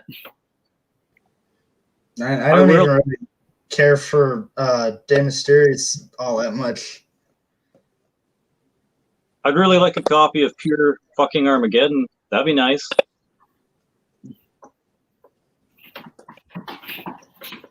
The demo before Death Crush. Yeah. Yeah, that one. That'd be nice. And it'd be nice to have some of that stuff just to have it. But I'm not going to listen to it. Because I don't like it. Like, do you prefer Burzum better or Dark Throne? Dark Throne is my favorite black metal band, period. What's your favorite Dark Throne album? Hate to say it, but probably Old Star. Oh, really? Well, I'm surprised. I thought it'd be one of the classics, like Blazing the Northern Sky or Under a Transylvania. My favorite out of the classics is Panzerfaust. Oh, that's a good one. For me, it's definitely Transylvanian Hunger. The one Dark Throne album I can't get into that everyone likes is Under a Funeral Moon. I just do not like the production on that at all. It wasn't my favorite production, but I thought it was fun. Is that the first or the second of the Dark Trilogy? It's the second. Oh, okay. Yeah, Blazing the Northern Sky is definitely the superior one between those two. Oh, without a doubt. Not going to jinx anything, but our viewer count is climbing. We're up to 6. Wasn't it 7? Oh, no, I shouldn't have said that. It went back down. Damn it. Then don't jinx it. You ruined it. As Adam Sandler said, you blew it. Oh, crazy. This just popped into my mind. Did you all see that there is a festival next weekend live on Facebook, including Panopticon and the Chachwin? Ooh. No, I can't say I've seen that one. I'll invite you guys to it if you want. Yeah, do it. Yeah. Because I know Panopticon was supposed to play in Louisville last weekend, but that obviously didn't happen. I was going to be there for that show, but it isn't happening anymore. And there's a lot of shows I was going to go to that I can't. I was actually supposed to be at a concert right now, but it got fucking canceled. So Who were you supposed to be seeing? today I was supposed to be Palais Royale. Nice. They're more of a straight up rock and roll band, but yeah. But there's two right now that I was really annoyed about not going to. The first one was both of these would have happened last month. The first one that I was wanting to go to was Mortiferum. They were doing a headlining tour, and Denver was the last stop on their tour, and they were playing with Casket Huffer from Wyoming and Zygrot, which is a great crusty death metal band that I highly recommend. They're from Denver, and so I was hyped about that one, and that got canceled. And then the other one was Velnius was doing a headlining show for their record release, Sons of Aether, I believe is what it's called, with Dreadnought, and I fucking love Dreadnought in particular. So yeah, those are the two I was really pissed off about. But there is quite a few concerts that I was going to go to that either straight up got canceled or postponed because of this bullshit. I was supposed to see Napalm Death last Monday, but that didn't happen. I was supposed to go. I was upset about that.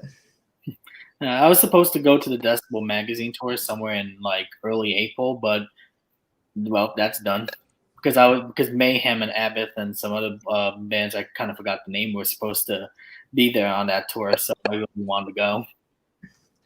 I think Abbott would have been the only person on that tour worth seeing. It was Gate Creeper and Idle Hands were the other two bands. And honestly, I don't really care about Mayhem. Like, I respect them. I respect their legacy, but I've never really liked them. Abbott, I've never been a big black metal fan, but I've liked his two albums. Gate Creeper, fucking love them. And then Idle Hands, I just don't give a shit about. So my buddy Jordan's watching. I considered going to that tour, but given the other shows that I wanted to go to, I wasn't going to end up going to it unless something fucking happened. But yeah, it's on a random note, though, the cool thing about Palais Royale is that the singer of that band is the actual vocals for the Relentless, which was the band that was in the American Satan movie. Oh, really? Yeah, I still need to see that.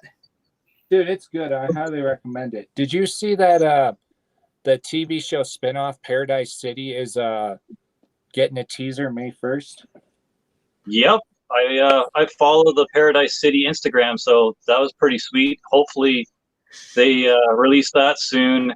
And actually, one of my favorite actresses, Bella Thorne, she's playing the bass player this time around. Yeah.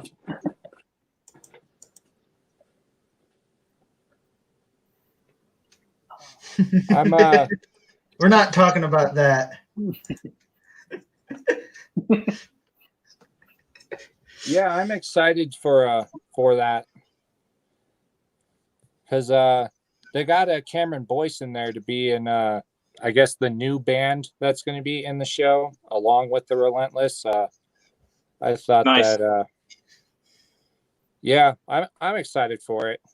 I loved American Satan, so I'm excited to see how Paradise City does. There's going to be 8 episodes, but I think it's more on the longer side, like 30 to 40-minute episodes. So it'll definitely be fun if to they're watch. doing only 8 episodes, it's got to be because you can't do 8 like 15 or 20-minute episodes because that wouldn't be worth it.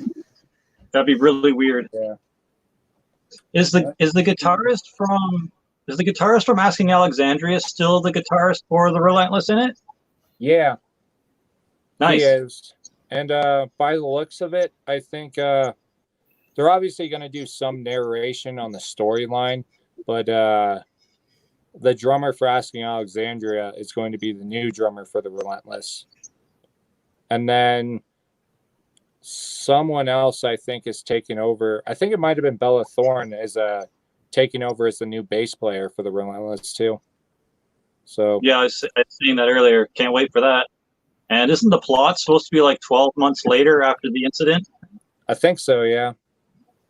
Sweet.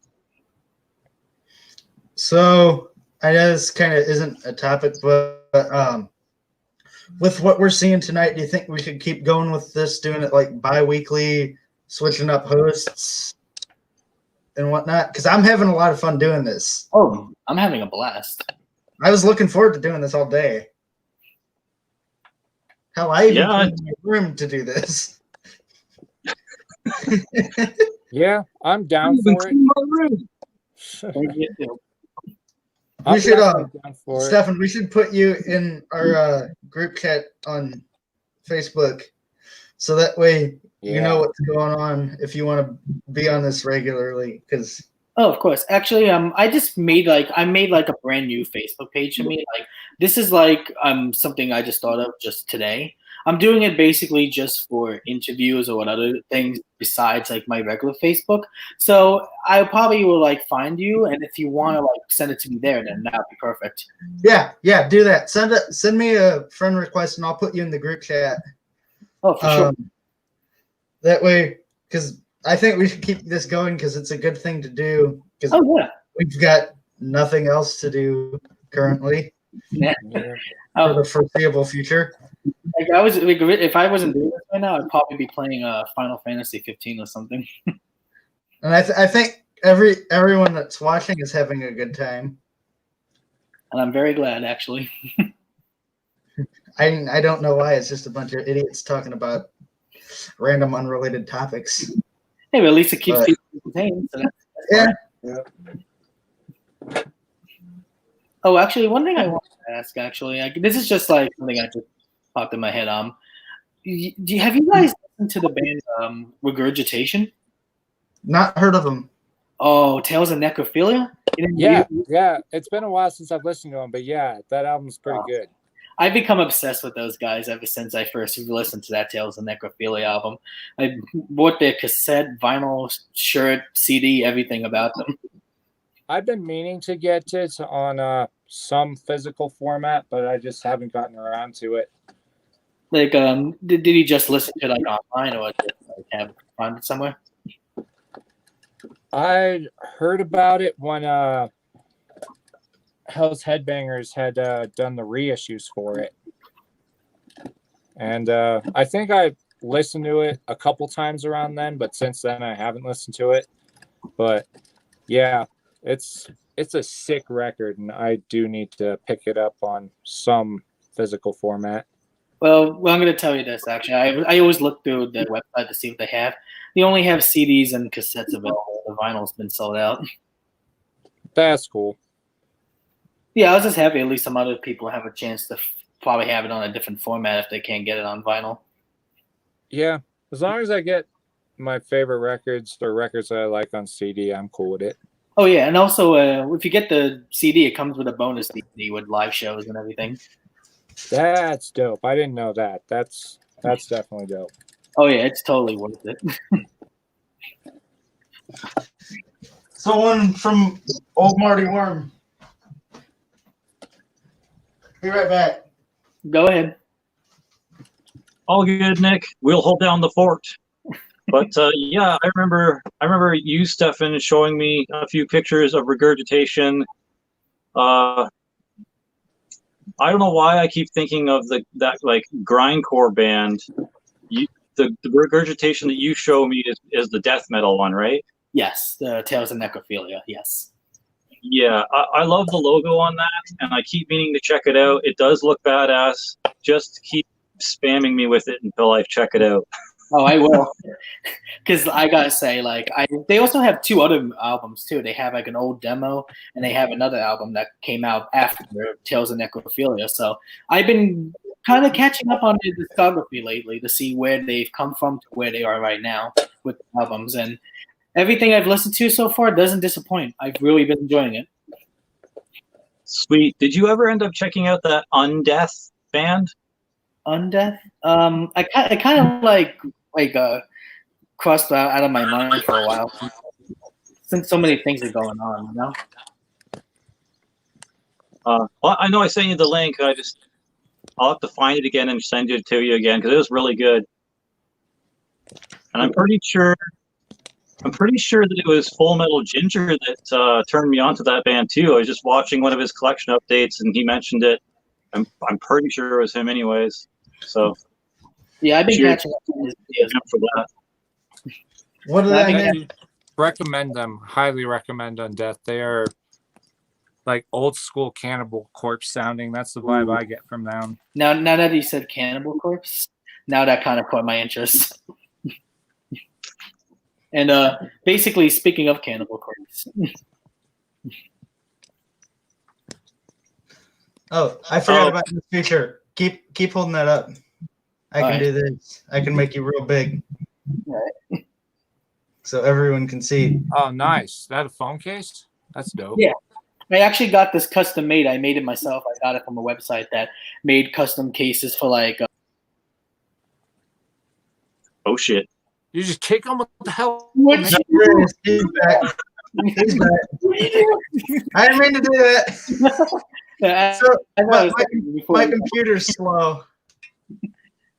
As I was saying, like I actually got this custom made from like a website. It was like a website where I was like, "Oh, we make custom phone cases," and I was like, "All right, let's see if there's never been a Cannibal Corpse phone case." So I was like, "You know what? I'm actually gonna go and take a picture from somewhere and just align it up with the way it looks," and it basically came out just like this. That's dope looking for sure. I have the most boring phone case ever. I don't even have a phone case, so you're still one-upping me. Well, shit.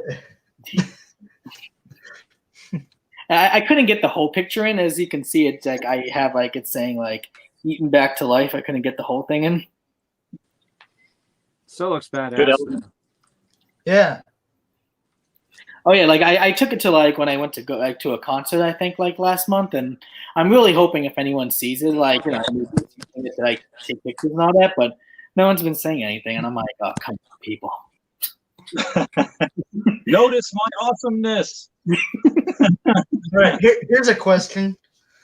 What was the last band you guys saw live before everything happened? Oh, I've actually no. I'll let you guys first. You go ahead. Mine was March 7th. I saw Y&T at a casino with my dad. That's not bad. Mine was March 13th, and I saw Origin with Torn the Fuck Apart Beneath the Massacre and someone else. I forget. Beneath the Massacre. On one of 4 dates that they wound up actually playing. I'm pretty sure mine was just some random local bands, like last year sometime. I mean, it's always fun to see local talent. Well, actually, the last show I went to see actually was I'm trying to remember. I think it's somewhere in definitely early February. It was these death metal bands called Outer Heaven and Replicants and some other 2 bands. I'm trying to remember their names, but yeah, I went to see them. Actually, it was actually I go to this bar in Brooklyn called St. Vitus, and that's where I go to a lot of my shows. St. Vitus is fucking cool. I'd love to go there some point. Oh, it's literally the best. Yeah, me too. Oh, if I can, I have pictures of the bar actually on my phone. If you like to see something, if I could send it out. Isn't Outer Heaven like one of the more bigger names like recently in the community? Like I hear a lot of people talking about them. That They definitely. debut album, Realms of Eternal Decay. Yeah. That, they signed a Relapse before releasing that, and they put it out, took the fucking death metal world by storm. It was my album of the year in 2018. It was a fucking killer record. I love that one. Yeah, I've not heard of them ever until just now. They're I'll- totally I'll- definitely worth listening to. I'll be checking that out. Yeah. They're kind of like the new Tomb Mold. The album cover kind of gave me that feeling a little. I was like, it kind of looks like Tomb Mold. So, Yeah, it was a dope record. Dope. Yeah, band. I never got Tomb Mold. I don't think there's anything special about him. Damn, shots fired. bang, bang. But that's just me. And I have to be in the mood for death metal, and I guess I just haven't been lately. I've been on like an on and off type of thing for both y'all. Did you ever get into Spectral Voice? Oh, yes. Who is that? You don't know who Spectral Spectral Voice is? Spectral Voice is dope. Yeah, I just got their split within Hedonist that just came out in like February. I got that. It's sick. They're basically like Kevin will be on in a few minutes. they're like the DSBM of Doom. Ooh, that sounds good. It's got they have the Send me a same, link to it because I'll forget about it. they have the same guitar players and bassist as Blood Incantation. Ooh. Don't like them either. Oof. That's nah, I'll let you have your opinion. That's cool. Yeah, of course. I mean, I'm partially This is biased the towards best Blood thing I have. Incantation. This is the single best thing I've ever heard. Opinions are like assholes. Everyone has one. Yeah. Yeah. Yeah. I mean, I'm partially biased towards Blood Incantation because they're from Denver, and that's where I'm from. And I will. Yeah, always I understand that. And it's like I absolutely love this local band called Fister, and they don't get a lot of love anywhere outside of St. Louis. Yeah, I guess obviously it depends on your opinion, you know. You know, Blood Incantation is obviously one of the most hyped bands in underground death metal right now. You know, a lot of people think they're sick, and you know, me being from Denver, I obviously hold them closer to me than a lot of other bands I listen to. But I really do love Blood Incantation, actually. I saw them live last year on the Decibel Magazine tour with Cannibal Corpse and Morbid Angel in that crowd. yep, I saw them there too. I've seen them 6 times, and it's all been in like a span of 13 months. Nice. I keep meaning to go back and check them out, but I forget, and every time I try to, I just lose interest so quick. I feel like Yeah.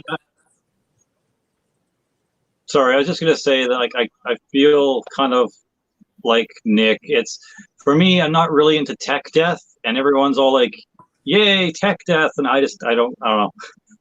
Like to me, it's like cool. You can play your guitar really fast and crazy, but I'm more into like riffs I'll remember like 5 seconds after I turn it off.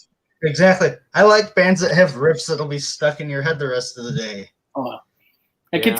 I memorize almost so many riffs that I'm like, yeah, I know when it's coming in a song. I'm like, here it comes, it's coming. Blood Incantation definitely has some of those riffs, but I feel like it's also an acquired taste because I've said this before in previous videos that I've done, including the most recent one that I've done. You know, longer songs tend to bore people, and on their 2 full That lengths, is very true. Starspawn and Hidden History of the Human Race. Hidden History of the Human Race has an 18-minute long song. Jesus And Christ. Yeah, Starspawn has a 13-minute song and I think a 9-minute song. And I know for some people that will definitely bore them because I was the same way for a long time. Like if a song was over 5 minutes, I just didn't want to listen to it because, you know, if it was bad, there goes, you know, 10, 12 minutes of my life at least. You know, But I then got you lucky. listen to Suburbia. Yeah.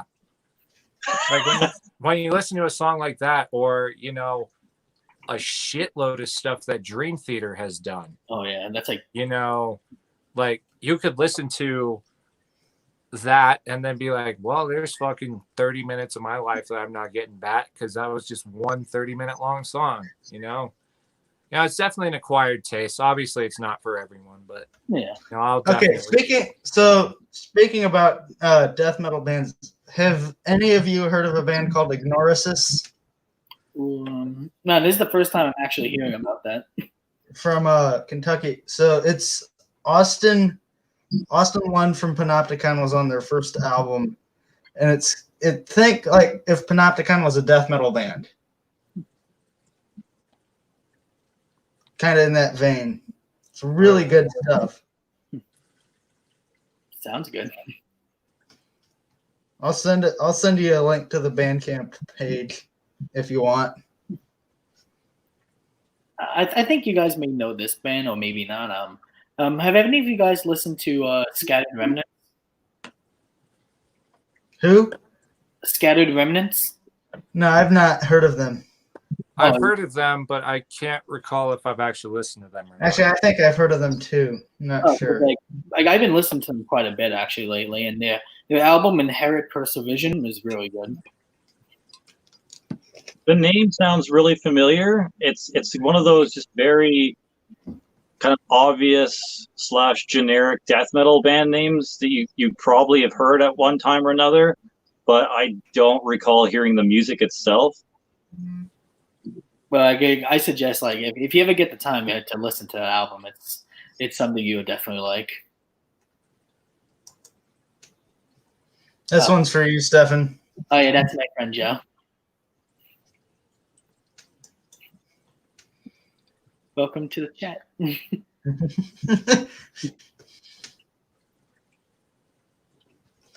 Welcome to the slug.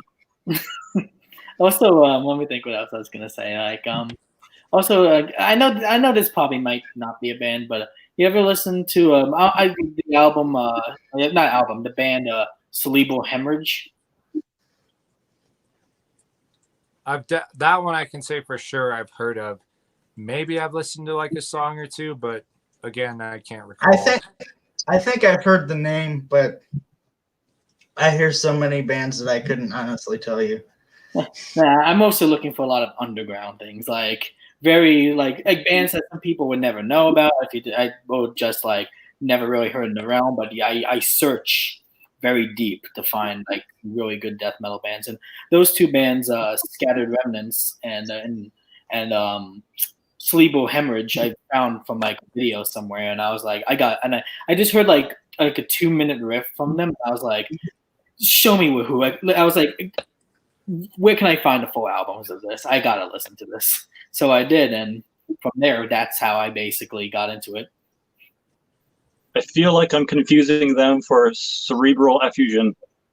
You mean at the Slam band or another different band? Why the fuck are there so many bands that use the word cerebral? Yeah, it's like Cerebral Revolution and Cerebral Rot, and now Cerebral Rot's great. Oh yeah, I like those guys. Yeah, I got to see them live last year. They fucking crushed. Lucky.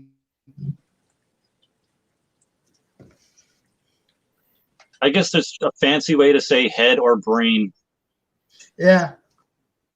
I used to call the name of the band wrong. I actually met those guys at a New York Death Fest back in 2016. Nice. Yeah, they were so nice. Like I met the vocalist and the guitarist. I got them to sign my CD. So that was actually a really good festival that year. That's pretty cool. Oh, the show was killer. Actually, let's just say that the pit was pretty crazy. Let's just say that. Oh, I can imagine. Nice. And listen, do you guys like Awaken the Cadaver or not so much? No, not really. Like some good stuff. Yeah, I actually had a chance to see them live also 2018. So it was actually one of the most crowded shows I've ever been to. That's kind of outside of what I would consider metal, but everyone says the Slam, so I just go with it.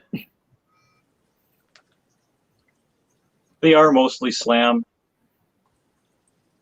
Yeah. I seen them probably back in 2010 at V Gates Amigos in Newcastle, just before they were releasing their third album, I believe. So they played a lot of songs from the first one. It was nice. Sweet. They were supposed to do a tour with Vulvodynia, Wormhole, and Organectomy in June. I was going to see him, but that shit got canceled. That would have been good. Oh yeah, I was hyped, especially for Vulvodynia and Organectomy. Those, I fucking love those two. Nice. Like Vulvodynia. I thought you were talking about Vulvodynia. I've not listened to him. I had the shirt that I got in the Metalhead box, but I gave it to a friend who was into them, so that's the only encounter I've ever had with that band.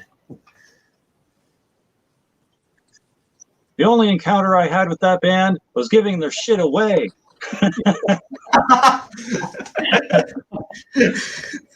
Also, like this is another thing. What would you say is your like all-time favorite band of all time? Like that one band you know that even if they made just one album that was shitty, that you still like them because they're old. Okay, so for me, it's a local band, and they're totally not metal. They're actually old school, like honky tonk rock and roll stuff. They're called The Fighting Side. They're just like the perfect, have fun, get drunk kind of band. Really, really good stuff. For me, it's Green Day and Cannibal Corpse. Obviously, it depends on the mood I'm in. If I'm feeling more of a punk or mainstream rock mood, it's Green Day, and then death metal is Cannibal Corpse. But yeah, even with my feelings towards Green Day's most recent album, like I said, I don't think I don't think it's terrible, but they were the band that got me into literally everything musically, so I'm always going to love them. Then Cannibal Corpse was the first death metal band that I found out about, and so sort of similar to Green Day, it's just my love for them sort of made it so that I don't think they'll ever put out a bad record. At least not yet, anyway. Obviously, both of these bands are still have careers. Eventually down the road, they could put out a record that's so fucking shitty that I wouldn't end up buying it, but yeah, I think every band has that potential, though. Yeah. Like I can definitely tell. Like for me only, and I will only say only. For me, it's only the 4 first albums for me, because I just really love Chris Barnes and I love his vocal style, and then the 4 first albums are just so inspirational to me. If it wasn't for him, I wouldn't even want to start doing guttural vocals, because his guttural vocals on Tomb of the Mutilated and Butcher is the reason why I kind of started wanting to do that myself. So I give a huge thanks to what he did. So yeah. Yeah, I'm basically the same when it comes to Chris Barnes. Pretty much everything he does musically gets a pass with me, even No doubt. his vocals have been deteriorating over the years. But outside of that, yeah, I'd say this band will always get a pass from me, because Ashpool, no matter what music like they put out as this project, it's amazing. Whether it's like black metal, black and roll, black noise, punk, black and roll, like whatever, or just straight screaming with tremolos in the background. Like everything Ashpool does is fucking fantastic. So brutal. That sounds awesome. Yeah, that sounds. I'm gonna have to check that out.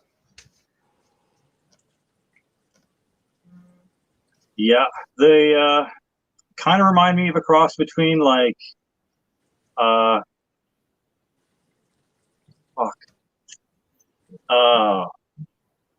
not gonna remember the name of it now because I'm on the spot, but they have that album that has like the broken red fence design on the front of it.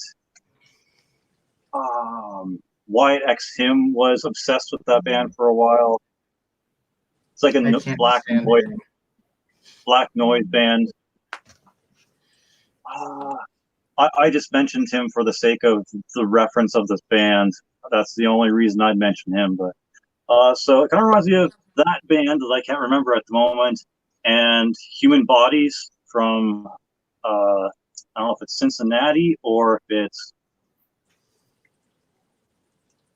but yeah, it reminds me of them. Why do I want to say Otrivore? It's not Otrivore. God damn it. Utratomb? No, they're good, but no. Oh wow, it'll come to me as soon as we're done this. I guarantee it. But yeah, That's the way it always works. Are any of you guys fans of Immolation? Immolation's good. Oh yeah, I actually had a chance to see them live. Actually, it was me, my friend Joe, and his other friend. Actually, we all three of us went to go see. Well, Mayhem was on the headliner, but Immolation was on the tour with them actually on that show. So we had a chance to see them all live. Nice. Yeah, I got to see them live last year. They did a headlining tour with Blood Incantation as direct support, and so I got to kill two birds with a stone by seeing both of them on the same bill. It was my first time seeing Immolation. I was super happy that I finally got to see him. Yeah, I'd love to see Immolation at some point. That'd be fucking cool. Oh, it's phenomenal. I can tell you that. They're fucking incredible live. There's no doubt about that. I can tell you that for sure. They had two shows in Colorado, and I was debating on going to both of them, but eventually money and time prevailed, and I could only go to one. But I was still happy I at least got to see him once. Oh, money's a bitch. Oh, yeah. I remember the name of the band, Neltrot. Okay, yeah. So Ashpool to me is like a cross between Human Bodies and Neltrot. Oh yeah. Sorry, had to mention that before I forgot again. That's all right. Yeah. We all have brain farts from time to time. Sucks, but it's the way it happens. It's more like brain diarrhea, but yes. Oh, that's the worst. Ain't no Pepto for that shit. Oh, great. We're back on the fart stuff. Come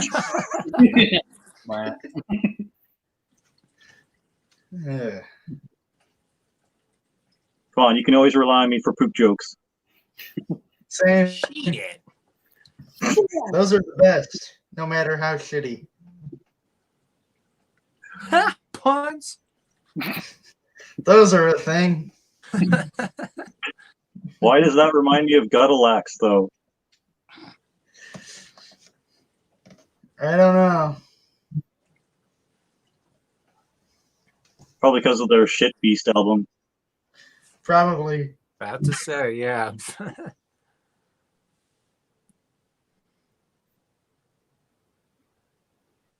Wasn't the Shit Beast like a reference to that one scene in Dogma? I think it might have been. Did either of you guys, Nick or Stefan, see Dogma? No. No. Basically, Ben Affleck and Matt Damon are angels who are trying to just fuck around on Earth, and someone in the story ends up releasing this shit demon, and they have to battle it. It's pretty funny. That sounds awesome. That sounds great. It's actually pretty good. And then God is Demi Lovato, I think, or someone. Wow. That sounds like hell. Or fuck, I think I'm wrong. Matt, do you know who the female God was in that movie? I can't remember. It wasn't Demi Lovato. I can say that much. No. But I can't remember that. I can't remember right now. Demi Lovato was like a kid when that movie came out. So that would have been fucking hilarious if she was the god. But that would be interesting. Yeah, offhand I can't remember. I'd have to Google it. Okay, here's a question. What's everyone's most prized possession in their collection? My prize collection. I have an autographed Metalocalypse, the Doomstar Requiem picture disc vinyl signed by Brendan Small. Oh, that's awesome. Nice. It would have been cool if it was signed by John Schnepp. I got mine right here. My Wild Hunt box set. Ooh, that's a nice one. What, Tane? That looks Yeah. dope.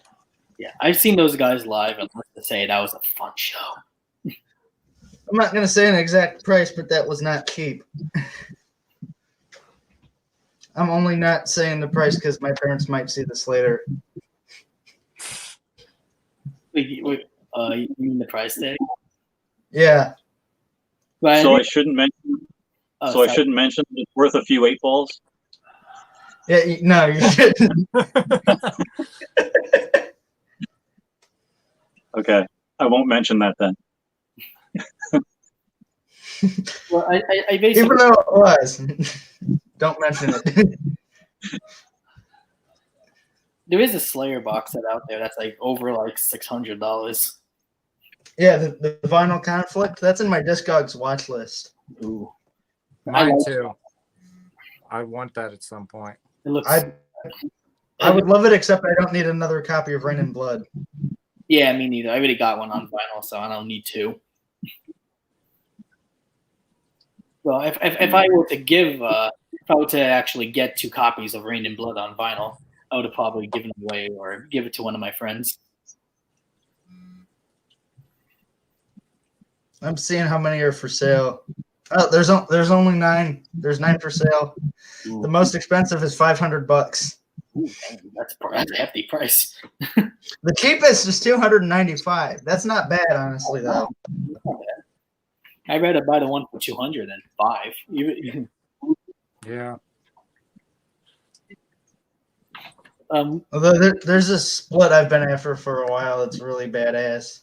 What bands are on the split? Ungod and Vazazaza. I think I heard those bands before. Found out about them through the almighty Brain Smasher. Nice. Good, really good, unrelenting raw black metal. It's amazing. Do you guys know a record label called Maggot Stomp Records? Who was Yeah. that? Maggot Stomp? Yeah, dude, I fucking love them. Yeah, My me next collection update, I have like 3 or 4 things from Maggot Stomp that are going to be in there. I'm a little bit late on the Maggot Stomp train. Oh, that dude, you gotta go on Maggot Stomp. Man. I've been listening to that Fluids record. I haven't I haven't checked out Sanguisugabug or however the hell you say it. I'd say Fluid, Sanguisugabog, Gutless, Ossuary, Frozen Soul. Vomit Forth. Oh yeah. You just come? What the fuck was that, dude? Sorry, I just busted that when that name came up. Malignant Altar. Don't forget Frozen Soul. Yeah, Frozen Soul, they're dope too. I'd say all those artists that I just listed off, those are some of the, in my personal opinion, if you want to add onto them, Stefan, definitely do it. But in my personal opinion, those are like the best Maggot Stomp artists right now. 200 Stab Wounds also. They just added them. Yeah. They just signed to Maggot Stomp. They are killer. Oh, yeah. Like, I'm trying to remember what album I listened to them, but I listened to like one of them. I think I had like 2 or 3 tracks.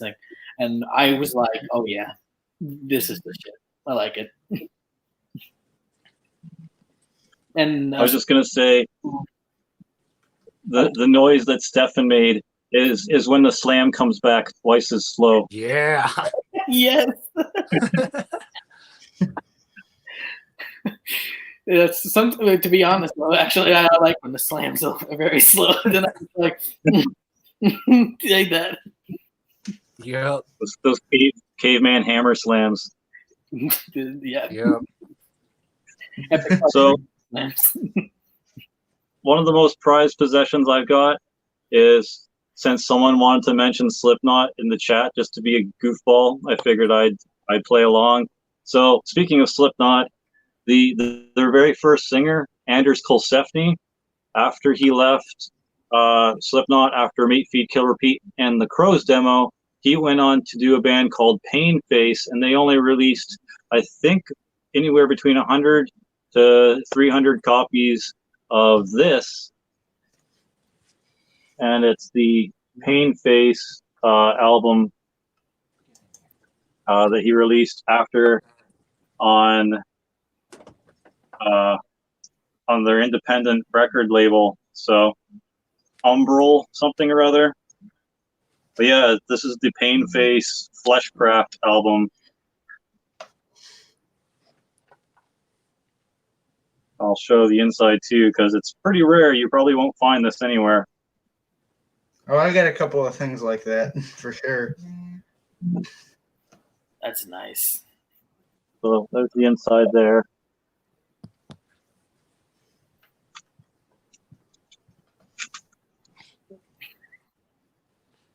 Yeah. There's a song on here called The New Sun that was circulating around on LimeWire back in the day, if you remember what that was. I think I might be a bit young for that, but I know what it is. But yeah, the song called New Sun, everyone thought was the new Soulfly song, but it wasn't. It was actually from Anders Kulsefny's Pain Face band, so back in 1999. So that's one of my golden friggin' okay, I have an album, the album that I was looking for in the last video. I want to show you.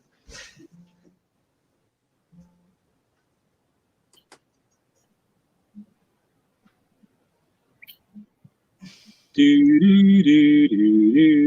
damn it, I can't find it again.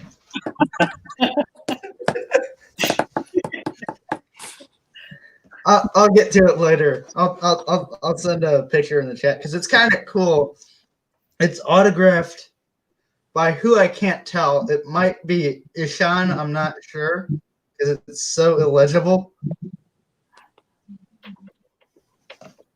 Is it a Necro album? No, it's another band. God damn it, it's bothering me that I can't find it. Do you remember where you last put it? Here, you guys keep talking. I'm gonna look for it because I really want to show it to you. All right. Well, I got. Go ahead. While he's finding his, I'll say my most prized one is it's a R&B kind of country band called Hot Buttered Rum. I saw them. I was 13, I think. They played this barbecue festival that was in this town I used to live in. They played it twice. They played it the Friday night and then Sunday during the day. And I ended up somehow talking to the singer, and I told him about this shitty fucking punk band I was in, because of course I was 13, so of course it was shitty. Got it. But he ended up. I can't find it either, and unlike Nick, I'm not going to try to put in the effort to find it. He gave me their most recent album at the time, and he signed it saying "Go Big," and I thought that was fucking cat. I thought that was dope as hell that he would sign it and telling me that he hopes I make it big someday in music. So That's so good. I like that story. Please tell me you actually have recordings of your old punk band. well, I do, but I will never fucking show that shit, dude. When I had Public. it was like punky metalcore basically, because I was starting to get into metalcore at the time because that was what was big, and I was in middle school, so of course I was influenced by what other people were listening to at the time. So it was like punk infused metalcore or some shit like that. So there's like these shitty breakdowns and stuff. But how many tracks is there? 8. The biggest reason Dude. why I don't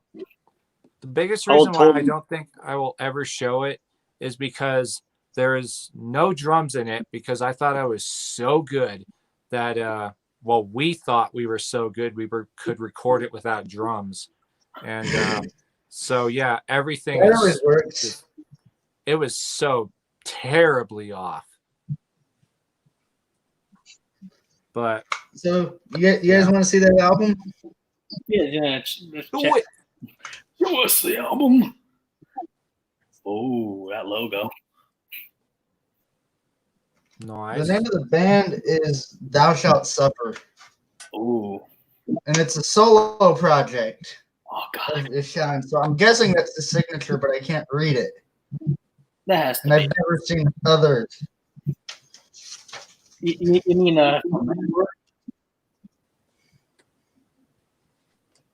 But I found this for like $3 at our local record store. That's nice. that's a good price. Definitely for that. I haven't listened to it yet. Oh, you haven't? Oh. Supposedly it's pretty good. But yeah. I don't think I've never seen another copy of that anywhere. All right. Well, I just got the notification from my phone that I'm at like 10% battery life left. So I will show off this one last kind of grail that I end up getting, and then I'll probably catch you dudes later, because I don't want to just end abruptly and leave without any explanation. So my last grail that I'm showing off is the very first album by Maximum the Hormone called Asa Crew. And it was the only album they ever released in English. But the funny thing is, the pronunciation and their broken English is so bad you can't really make out what they're saying anyways. And this was discontinued probably since 2002. So like around 2009, I ended up messaging, what is it, Sky Records, like the label that put this out. And I'm like, you guys don't happen to randomly have a copy of Asa Crew left, right? And they're like, no, but we can make you one if you want.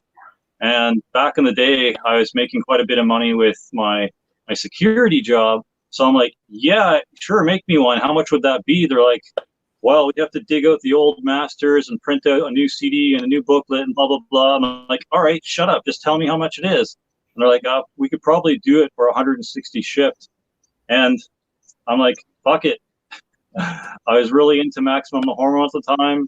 And the idea of the label printing me a one-off copy, like basically a one of one, the only basically reprint ever, with like one copy. So I'm like, fuck, I guess I'll pay it.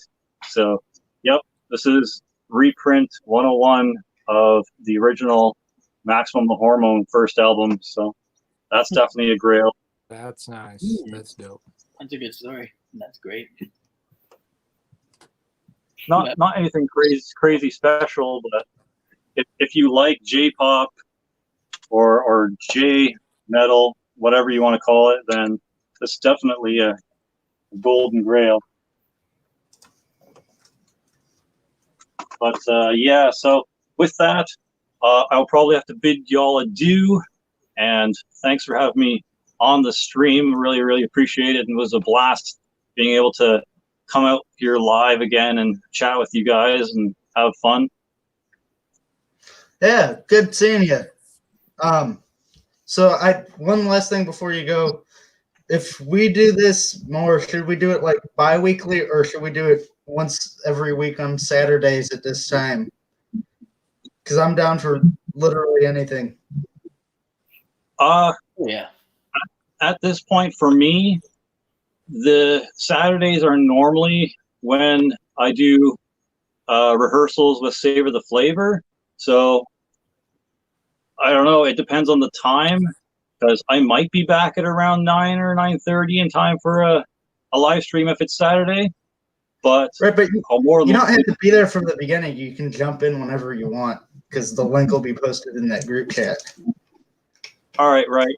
And if it's not Saturday, I'll definitely be available Sundays. So either way, I'll hop in if it is Saturday when I get here. And if not, then I'll definitely be available Sundays if that's when it ends up happening. So we'll work out who's going to host next week. But yeah, good having you. All right. Thanks, Nick. Much appreciated. Stay No metal. problem. Always. Peace. See it. All right, now it reformatted. There we go. That is only 3. So we've been at this for 2.5 hours. Hard to believe it.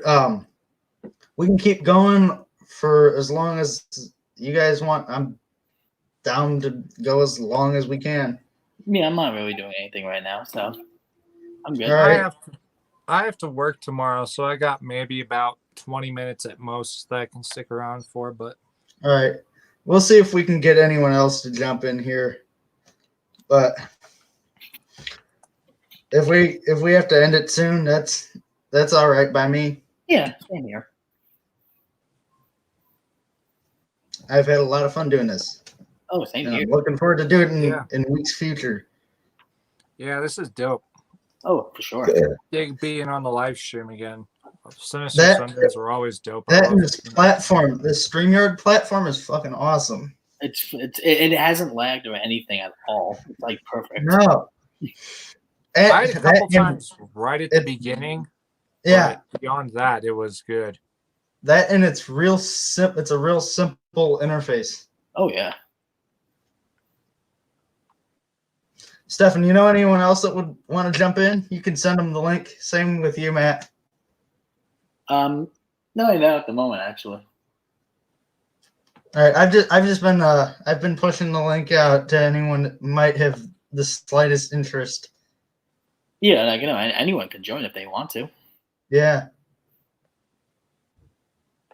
Keep this gravy train rolling. I don't think we're getting Full Metal Ginger in here tonight. He's busy. Yeah. That would have been cool though. Oh, that would have been great. I'm going through my list of people.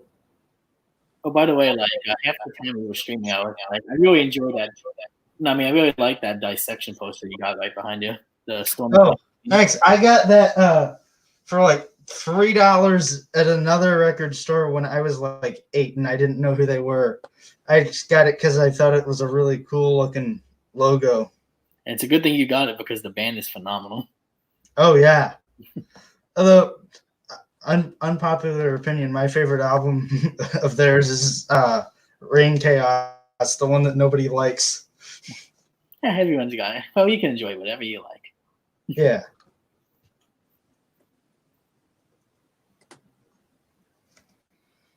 So. Oh, by the way, before I was like when I was talking about Maggot Stomp before, actually, I was gonna say I actually did have a chance to see Frozen Soul and Vomit Forth actually last year. That's sick. That's dope. It was a great show, actually. Both bands very nice to meet in person. Got a chance to talk with them a bit, and it was a great time.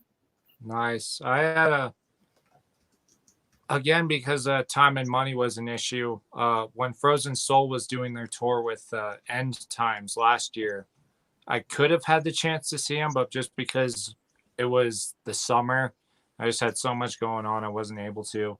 And then earlier this year, obviously because of this coronavirus bullshit, I regret not going to it. But Sanguishugabog did a tour opening for Creeping Death, and I like Creeping Death too. My friends interviewed them on that tour. Ooh, nice. Nice. Yeah. You familiar with the Death Metal Dicks podcast? No, I never. Now that you just tell me, no, this is the first time I've ever heard it. Yeah, me too. It's a true crime comedy podcast from Little Rock. And it's a lot of fun. Nice. Yeah.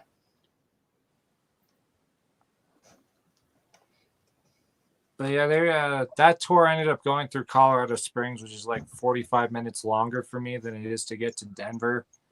and it was a day I had to work, and I'd already requested time off for another concert, so I just decided to forego that. And yeah, obviously I'm regretting it now, but at the time, obviously I didn't know I would regret it. So shit is And what shit is. But it's unfortunate, but yeah, whatever. that always sucks when things like that have to happen. But whatever. Yeah. And there's so many tours between like November and February that I wish I had gone to now, because I've had like a bunch of concerts canceled and postponed. But yeah, like I said, it is what it is. It's unfortunate, but eventually we'll end up on the other side of this shit. We'll end up going to concerts again. I'm looking forward to my next show once this is all over. Yeah, Oh, me too. To go back at the bar and see my bands again. I just can't wait to get out of the house. I know, right? That's what I want to do. I just want to go and see all my friends. I just want to Yeah. see them again. I really want to go to shows again, because it's 2 hours from where I live to Denver, and going there so frequently, it kind of took a toll, but it was nice because I was actually going places. And Yeah. because I have a job, I've learned that being an essential worker at this time is a blessing and a curse, because it's nice to have a job when so many other people don't.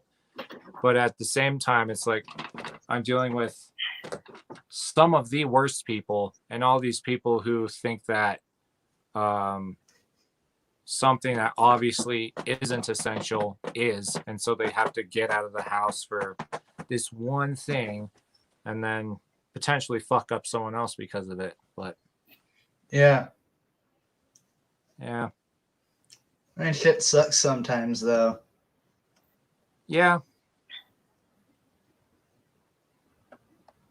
I mean, obviously the upside to it is I have a job. I can still buy stuff I want. I've been saving more money recently because I'm not going to concerts as frequently as I was, so I just end up saving it. But yeah, I can't wait till this all goes over. Yeah, me too. And hopefully it's soon, because I'm going stir crazy here.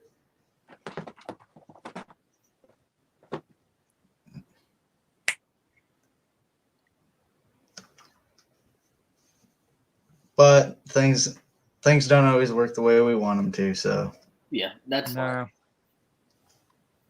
Yeah, now you're seeing all these bands cancel their summer tours across Europe, because I know Denmark and Germany in particular. I don't know if any other countries have, but Denmark and Germany have extended stay-at-home orders and bans of large gatherings all the way through August. So I see no concerts can take place during that time. But sorry, I'm pushing the link out to everyone I know who would want to join potentially. No, you're all good, man. Because it's more fun with more people. Oh yeah.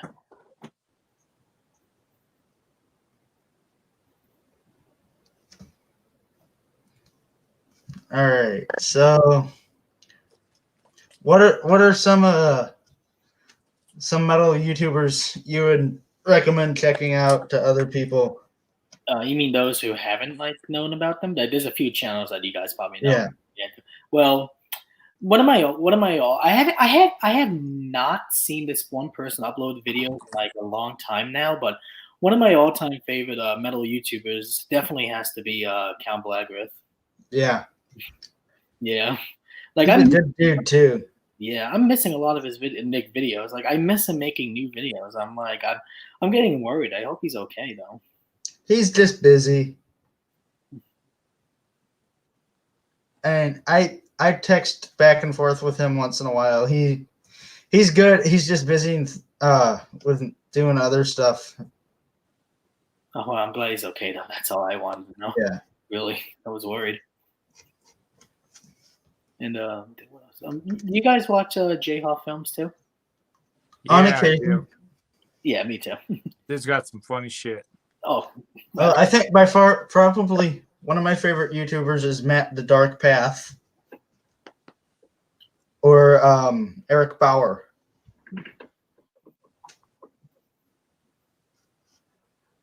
those two dudes are amazing. Their collections are ridiculous. Nice. Yeah. I really like Scourge of Vinyl. He was Yeah. the dude who Oh, that dude, yeah. Oh, by the way, fun fact, actually, I met him actually out on the Decibel magazine tour last year. nice. I bumped into him and I just had to talk with him. I was like, oh my God, I can't believe he's at the show. I think he Nice. actually said something about meeting you in a video. Oh, he I'm did? not sure.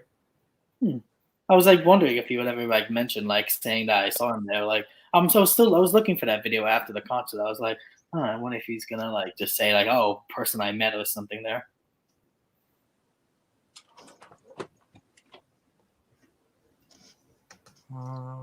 Lyricise 17, that's another one. Yes. Another dude I dig. That man has an amazing collection. Yeah. Him or what's that other guy that's always on the Brain Smasher streams that Ground Zero Salem. Mesa Torment. Damn it. But yeah, Pat's cool too. Yeah. I don't know. I feel like I know most people that I know are people that a lot of other people know. What about that Future Ruins guy, Jimmy? Can't say I've heard of him. He's very new. When Ben put up his not his most recent giveaway, but the one before that, where he had people start a channel to enter, that's where his channel came from. Nice. One that I really like is Golden Vinyl Spin. I had Not heard of him. I've mentioned him. I actually made a response video to him last year sometime. He's not really a metalhead. He doesn't even really listen to mainstream rock all that much, but he knows a lot about like jazz and R&B and stuff like that. And his daughter is on the channel a lot, and her favorite band's also Green Day. And so whenever she's on, it's always nice to hear like other thoughts from someone else who's also a massive Green Day fan. But aside, like putting her aside, because obviously it isn't her channel, like I just like hearing about like more in-depth talk about other genres of music besides metal. Yeah, I think that's true for most metalheads, though. Yeah. I don't just like metal. I also like orchestral music as well. Dungeon Synth, can't forget about that. Oh, Dungeon Synth. Yeah, I actually gotten like a lot of respect for Dungeon Synth lately. Actually, I'm like, this is good stuff. Did you hear that last Diplodocus album, Slow and Heavy? No, I don't think I ever had a chance to ever go into that. It's awesome. It sounds like I'm still like, if you have any suggestions, I'm up for it. I'm open for anything. Diplodocus. The last album is kind of like an '80s science fiction movie soundtrack or educational film soundtrack. Like the only reason why I actually started liking Dungeon Synth is I think you guys probably might know why, because Burzum used to have a few of that, so Yeah. That's what really caught on to me. I was like, that's it. That's probably why I appreciate it. And I don't know if you guys are into this band or not, or maybe you are, but do you ever listen to Karachangan? Yeah, I've heard of them. Can't say I've listened to them though. I listen to them from time to time. They're all right. Yeah, I really come to respect them. I don't know. I just really love symphonic black metal, and just what they give me, I just really like a lot. Actually, I'm like, you know what? They're scratching that itch, and I'm like, this is what I like. I like where they're not like some albums. I'm like, okay, but a few of the albums I've listened to and I've obtained, I was like, yeah, this is definitely doing it for me. Same thing as like Dimmu Borgir, but for some reason I don't know why I'm starting to go toward the Karachangan way. For some reason, I'm just seeing a little bit of a difference that I'm enjoying. Yeah, it's always good to expand your musical tastes. Oh yeah. I mean, you don't want people pigeonholing you into one genre. Oh no, I like all I like a few couple of bits of other genres too. Actually, like I said, orchestral music and all that. Like, well, since I'm a person who likes playing like a lot of like JRPGs, a lot of them have like such phenomenal soundtracks, and that's what's really pushing me into that a lot. And I'm like, this is beautiful. This is some really out of like not out of the way. What am I saying? Really just outstanding music. Like I was playing this game with one of my friend Joe. Actually, we were playing Nier and New Automata, and the soundtracks for those games absolutely holy fuck. The music for that is beautiful to my ears, and I can never say anything wrong about that. It's literally great. That I haven't played that game all the way through yet. I really want to, but yeah, I fucking love that soundtrack in particular. Like of all the video games I played, that's one that I've found to be really gripping compared to other soundtracks that I've listened to. Oh yeah, and did he? I don't know if there's a. I don't know if you probably know about it or no, but there's a game before Nier Automata just called Nier. If you ever got a chance to play the original one, but it basically tells the story before Automata starts, so you can know how basically all those events occurred during like before Automata's beginnings. It's really they're coming out with a remake for it very soon, actually, so for the PS4. So that's something to actually look forward to. Yeah, I definitely look forward to playing that.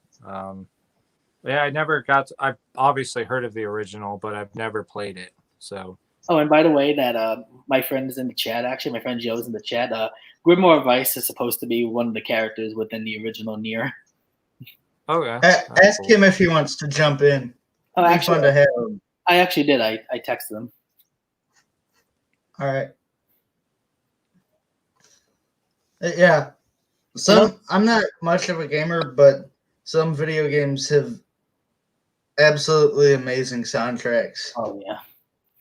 Like also, but there's like a game before the Nier Automata Nier game. It's called Drakengard, and let's just say it's pretty much an acid trip video game. It's pretty crazy, and there's like a lot of things that you're gonna see that you're gonna think about being like, what the fuck is this? What? Like that. It's like you're gonna have a lot of you're gonna have a lot of like things in your head trying to explain it to yourself, saying, what is this? Like, what are they doing? It's a very good play. Let's just say that. Sounds like fun. Oh, it is. It's fun. It's fun. If you need a game to play. Oh, he says he's going to jump in. Send him the link, Stefan. Well, actually, can you do that? Actually, I don't really have I'm not using. I don't have his contact, so if you give me that. I could try to I could send the link to his email. All right. Do I just copy and paste the thing here? Yeah. All right, let's see here. Send him the same link that I sent you. Oh, okay. Let's do that then. Cool. Let me switch to my email. Always good to have different perspectives on things.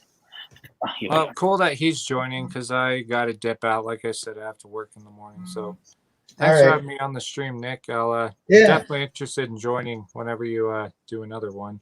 Yeah, or whoever hosts next week. We'll see.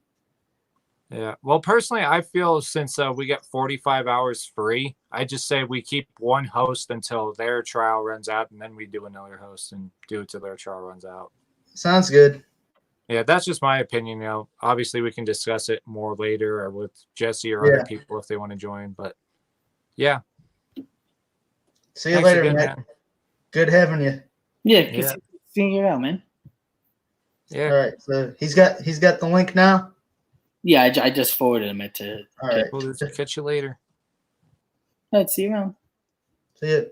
So then he jumps in. I'll add him. I'm watching this time. All right. Hopefully he sees that. Yeah, I just sent it to him now. Actually, I just forwarded the link the same one that you sent me. All right. He'll probably be here soon. Oh yeah.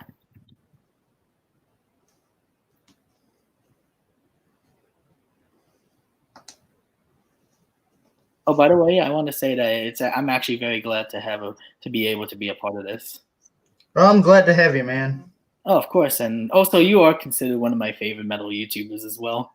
Well, thanks. That means a lot. Oh, you're very welcome. Like I was like, oh, when am I gonna ever have a chance to talk to Death Like reviewers? This guy is so cool. I need to have a chance.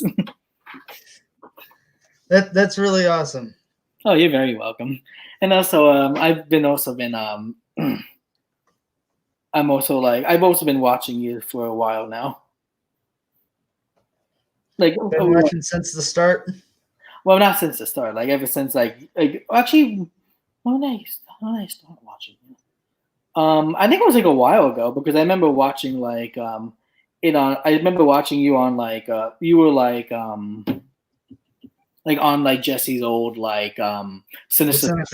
Sinister Sundays. Yeah. Yeah, so I forget when I saw the first one, but I did. And then when I did actually I was like, like I gotta check out who this dude is. And it's been quite a while actually, to tell you the truth, that I've seen you. I'm trying to remember when, but it's been a while.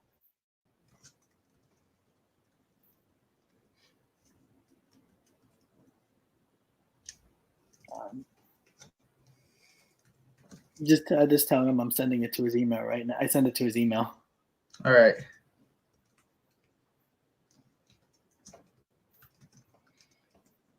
So what's your favorite band? You mean of all time? Yeah. Well, this is something I always like. Well, even though they're not like an actual like legit real band, like in reality, but I always say Death Clock. Yeah, Death Clock's pretty freaking cool. Oh yeah, the reason why is because Metalocalypse is the show that basically made me who I am today. Yeah, I can see that in your personality.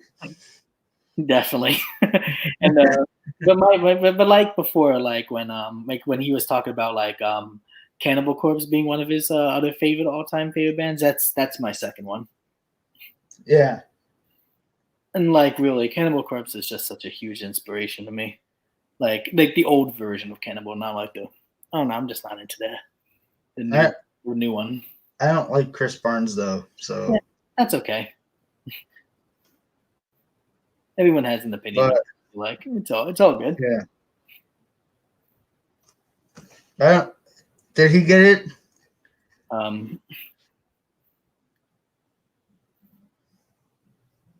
No, if he doesn't join, I'm getting to the point where I'm thinking about ending this and going to watch Brain Smasher's stream. All right, no, I'm telling him I put on his email. All right. Oh, hold on. No, hold on for a second. I'll just call him. I'll just mute my mic. All right.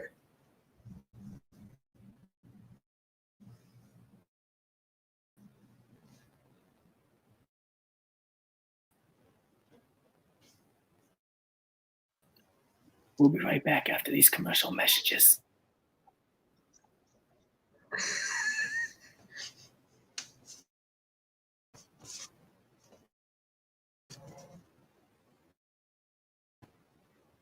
I just got the notification that I got to shut down here. He said that he's backstage. I'm not. Oh, there it is. But I'll add him. But I have to actually go. My family is all going to bed, and I don't want to keep them up. So next time. All right. I promise we'll get this worked out better. So closing down. He said that thank you everyone that watched. Good to have you. Over here, directions are weird. Over here is my Stefan, and below me is his friend Joey, who needs to shut off his YouTube. It's feeding back. But, I think we're gonna keep this going as a weekly thing. Good to see you.